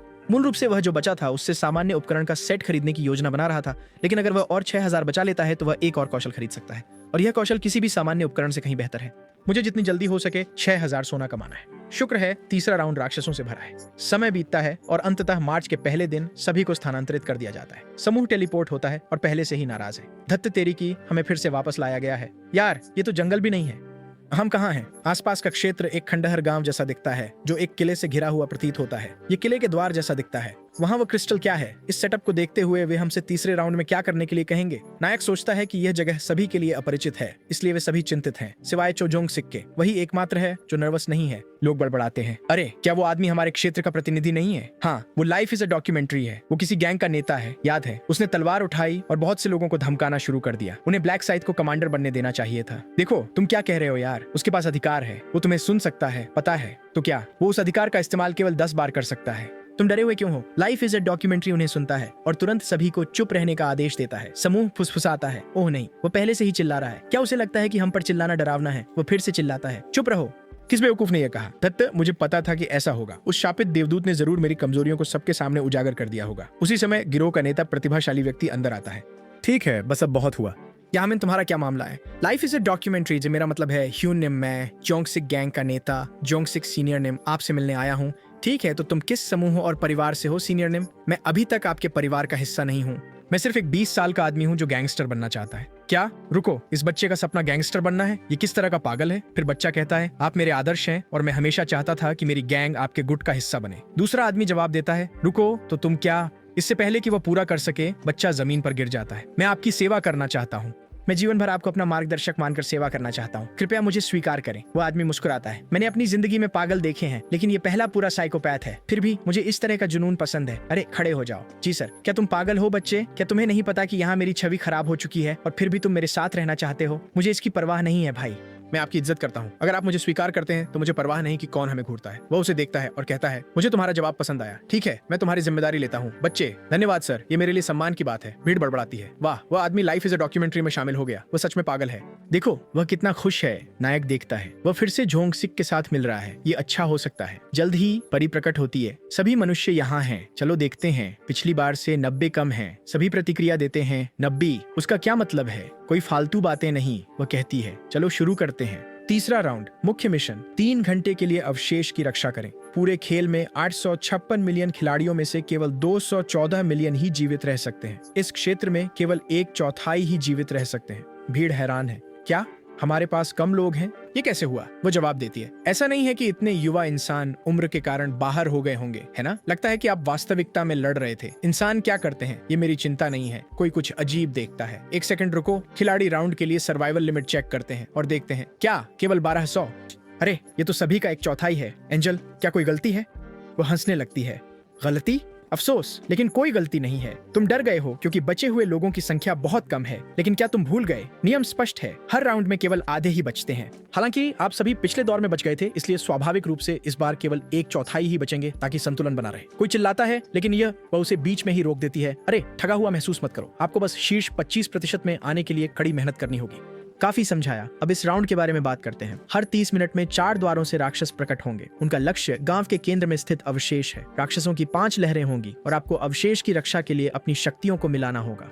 यदि आप 3 घंटे तक अवशेष की सफलतापूर्वक रक्षा करते हैं तो आपको अतिरिक्त पुरस्कार मिलेंगे। लेकिन अगर आप असफल होते हैं तो आपको कड़ी सजा का सामना करना पड़ेगा। चाहे आप जीवित रहें या नहीं, आपकी रैंक इस पर आधारित होगी कि आपने कितने राक्षसों को समाप्त किया। इस राउंड की रक्षात्मक प्रकृति के कारण यहाँ बहुत अधिक राक्षस होंगे, लेकिन वे 3 गुना कमजोर हैं, इसलिए ये बहुत कठिन नहीं होगा। बेशक अनुभव और सोना जो आप कमाते हैं वह भी कम हो जाता है। लाइफ इज ए डॉक्यूमेंट्री सोचता है, तो यहाँ मुझे बस बहुत सारे राक्षसों को मारना है। मेरे पास अभी भी मेरा अधिकार है, इसलिए यह आसान होगा। फरिश्ता आगे कहता है, ओह मैं लगभग भूल ही गया था। इस क्षेत्र का प्रतिनिधि लाइफ इज अ डॉक्यूमेंट्री है ना? वो इस दौर के दौरान अधिकार की स्थिति का उपयोग कर सकता है, लेकिन आप सभी शायद उत्सुक हैं। अगर इस क्षेत्र का प्रतिनिधि बाहर हो जाता है तो क्या होगा? अगर वह स्वाभाविक रूप से बाहर हो जाता है या राक्षसों द्वारा मारा जाता है तो स्थिति खाली हो जाएगी। हालांकि अगर उसे किसी अन्य खिलाड़ी द्वारा मारा जाता है तो हत्यारा स्वचालित रूप से नया प्रतिनिधि बन जाएगा और अधिकार स्थिति के 10 उपयोग प्राप्त करेगा। बस इतना ही। राक्षस 10 मिनट में आएंगे। मुझे उम्मीद है कि आप सब मिलकर काम करेंगे और इन 3 घंटों तक जीवित रहेंगे, लेकिन मुझे नहीं लगता कि आप सहयोग करेंगे, है ना? वो गायब हो जाती है। लाइफ इज ए डॉक्यूमेंट्री स्तब्ध खड़ा है। ये क्या बकवास है? ये बहुत अन्यायपूर्ण है। वो मुड़ता है और देखता है कि अन्य लोग पहले से ही हमला करने के लिए अपनी चाकू निकाल रहे हैं। उस पर हमला करो। तुम कमीने, आओ, मैं पहले वाले का सिर काट दूंगा जो मुझ पर आएगा। कोई कहता है, तुम बहुत आक्रामक हो रहे हो एक ऐसे आदमी के लिए जिसके पास केवल 10 अधिकार उपयोग है। अगर हम उसे हटा दें तो हम प्रतिनिधि बन जाएंगे, है ना? यार मुझे प्रतिनिधि होना चाहिए। अचानक सब पीछे देखते हैं। वो आ गया। बच्चा अपने खास अंदाज में प्रवेश करता है। काला दरांती, तुम क्या चाहते हो? डरो मत, मैं सिर्फ बात करने आया हूँ। मैं डरा नहीं हूँ। अगर तुम्हें लगता है कि मैं तुम्हारी धमकियों से डर जाऊंगा तो बोलो। नायक बीच में बोलता है, मेरे पास एक प्रस्ताव है। ऐसा लगता है कि तुम मुश्किल में हो, है ना? मैं तुम्हारी रक्षा करूंगा। क्या? अगर कोई खिलाड़ी तुम पर हमला करता है तो मैं तुम्हारे साथ रहूंगा और तुम्हारी रक्षा करूंगा। सभी प्रतिक्रिया देते हैं। क्या black side life is a documentary की रक्षा करेगा? क्या इसका मतलब है कि हमें ब्लैक साइड से भी लड़ना होगा? ये नहीं यार, ये अच्छा विचार नहीं है। लाइफ इज अ डॉक्यूमेंट्री गहरी सोच में है। सभी की प्रतिक्रियाएं देखो। अगर मैं इस आदमी का प्रस्ताव स्वीकार कर लूं तो शायद मैं बच जाऊं, लेकिन सौदों की हमेशा एक कीमत होती है। तुम्हें मुझे बचाने के बदले में क्या चाहिए? ज्यादा कुछ नहीं, बस तुम मेरे सभी आदेशों का पालन करो। यही एकमात्र शर्त है। क्या? इस कमीने ने इसे अलग तरीके से कहने की कोशिश की, लेकिन असल में वह कह रहा है कि मेरा अधीनस्थ बन जाओ। तुम मुझे ये प्रस्ताव क्यों दे रहे हो? मैं तुम्हें नहीं बता सकता। और ये आदेश, किस तरह के आदेशों की बात कर रहे हो, ये भी मैं तुम्हें नहीं बता सकता। तुम्हें बस मेरे आदेशों का पालन करना है। पूरी तरह से उसका अनुसरण करना बेकार। क्या वो सोचता है कि मैं उसकी बात सुनूंगा? लेकिन अगर मैं इस प्रस्ताव को ठुकरा दूं तो क्या वो उस दरांती से मुझ पर हमला करेगा? फैसला करो। बाकी सभी भी आपके जवाब का इंतजार कर रहे हैं। मैं आपके प्रस्ताव को अस्वीकार करता हूँ। मुझे पता था कि वो ऐसा ही करेगा। इस आदमी के लिए अपने गर्व को छोड़ने का कोई तरीका नहीं है, लेकिन समूह हैरान है। उसने प्रस्ताव ठुकरा दिया। अगर ब्लैक साइड उसकी रक्षा करता तो वह शांति से शिकार कर सकता था, है ना? इस आदमी का अभिमान किसी और के आदेश मानने के लिए बहुत आहत है। लगता है अंत में उसके लिए उसका अभिमान उसके जीवन से अधिक महत्वपूर्ण होगा। शायद उसे लगता है कि हम कुछ नहीं करेंगे, है ना? नायक सोचता है कि सब कुछ मेरे पिछले जीवन की तरह ही हो रहा है। अब मुझे एक सख्त रेखा खींचनी होगी, समझे? क्योंकि यह तुम्हारा निर्णय है, मैं और कुछ नहीं कर सकता। अब से मुझे परवाह नहीं है कि तुम्हारे साथ क्या होता है। चाहे तुम बाहर हो जाओ या बच जाओ, ये मेरी चिंता नहीं है। समूह प्रतिक्रिया करता है। क्या तुमने सुना? ब्लैक साइड ने कहा कि अब उसे परवाह नहीं है। तो क्या इसका मतलब है कि हम इस गैंगस्टर पर हमला कर सकते हैं? चलो दोस्तों, लाइफ इज ए डॉक्यूमेंट्री वापस घूरता है तत्तेरे की। क्या मुझे उस प्रस्ताव को स्वीकार कर लेना चाहिए था? अचानक एक घोषणा सुनाई देती है, पहली लहर अब शुरू होगी। राक्षस आक्रमण के लिए तैयार हो जाओ और अवशेष की रक्षा करो। 30 मिनट में पहली लहर की स्थिति चाहे जो भी हो, दूसरी लहर हमला करेगी। समूह हड़बड़ाता है। ठीक है सब लोग, चलो अवशेष की रक्षा करें। राउंड के अंत तक समय 2 घंटे 29 मिनट। लाइफ इज अ डॉक्यूमेंट्री बड़बड़ाता है, धत्त तेरी की। मैं इन लोगों के साथ नहीं लड़ सकता जो मुझे निशाना बना रहे हैं। ये एक व्यक्तिगत मिशन है। वो मुझे बस अपने पर ध्यान केंद्रित करना है। वो चारों ओर देखता है, लेकिन वह कमीना कहाँ जा रहा है? वो देखता है कि नायक प्रवेश द्वार की ओर जा रहा है। क्या वह अकेले लड़ने की योजना बना रहा है? प्रवेश द्वार पर घोषणा गूंजती है, लहर 1 से 4900 खिलाड़ी, 9800 कमजोर गॉब्लिन। 9800 गोब्लिन। इस राउंड के आधार पर सभी गोब्लिन की ताकत केवल 1/3 है। सभी को युद्ध में शुभकामनाएं। लाइफ इज ए डॉक्यूमेंट्री बड़बड़ाता है, धत्त तेरी की। मैं पहले छिप जाऊंगा और स्थिति का अवलोकन करूंगा।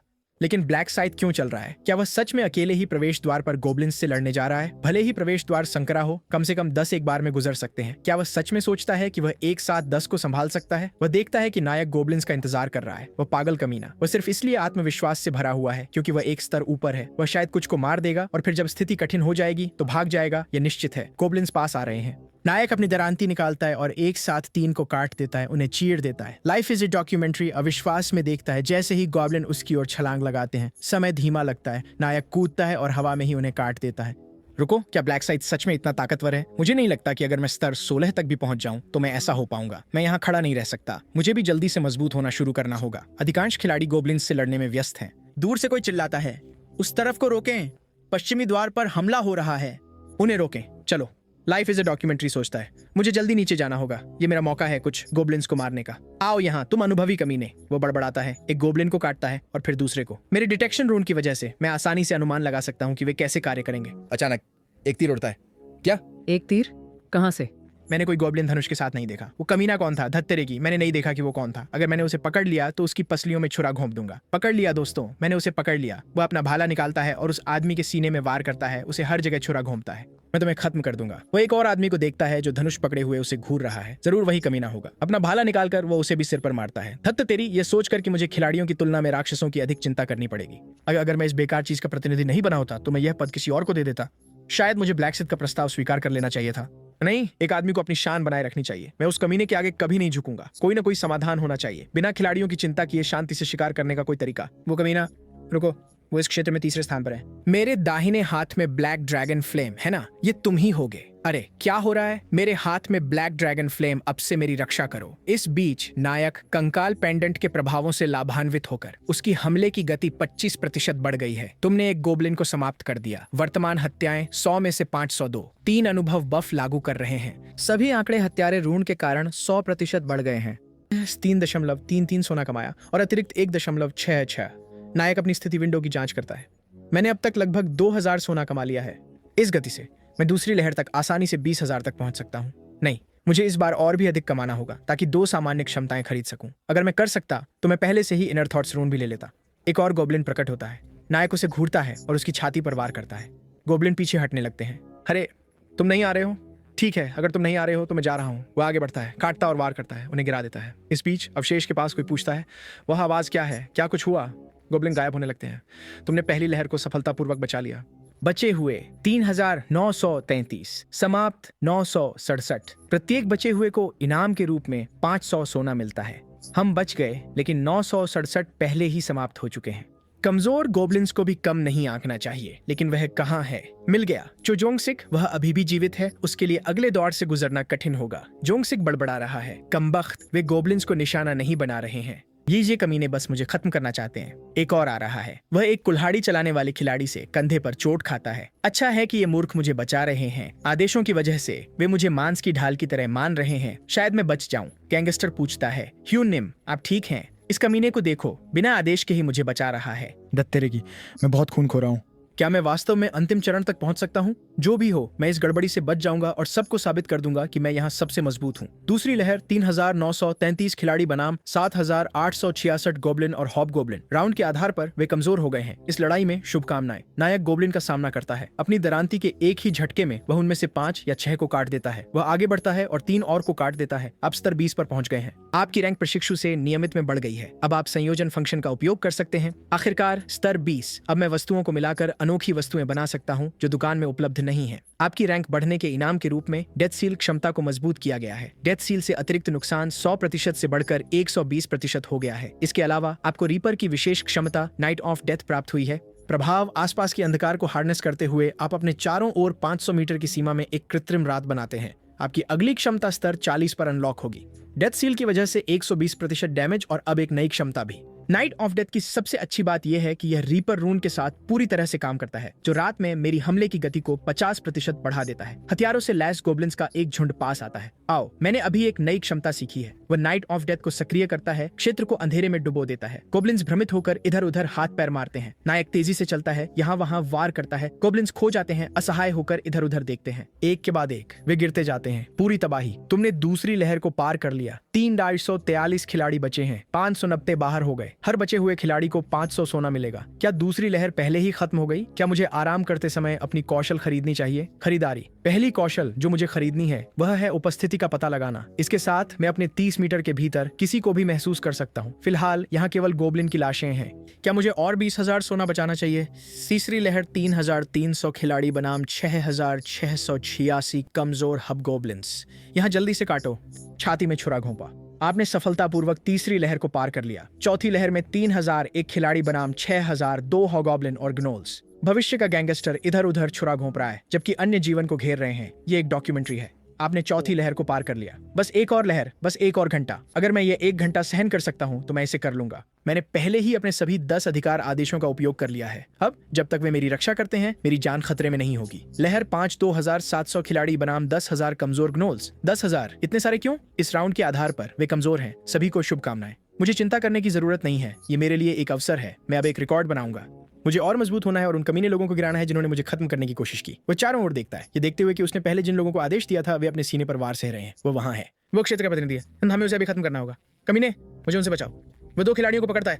उनका उपयोग करते हुए हमलावरों को रोकने के लिए ढालें। एक को छाती में छुरा लगता है, दूसरे को चेहरे पर चाकू। वे मर जाते हैं। धत्तेरे की, मैं मुसीबत में हूँ। अब शिकार का समय नहीं है। मुझे भागना होगा। वह रहा, उसे पकड़ो। धत्तेरे की, मुझे बस एक और लहर से बचना था।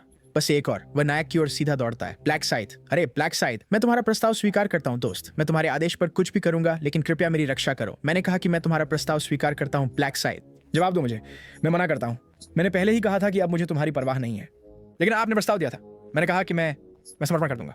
आप मुझे क्यों ठुकरा रहे हैं? मुझे बिना अधिकार आदेशों के अधीनस्थ की आवश्यकता नहीं है। धत्तेरे की, वो कह रहा है कि अब मैं बेकार हूं। अगर मुझे पता होता कि ऐसा होगा तो मैंने पहले ही प्रस्ताव स्वीकार कर लिया होता। क्या तुमने देखा? उसने प्रस्ताव ठुकरा दिया। कितनी राहत की बात है। मैं चिंतित था कि अगर ब्लैक साइड ने स्वीकार कर लिया तो मैं क्या करूंगा। तुम्हारी जिंदगी सच में एक डॉक्यूमेंट्री है ना दोस्त?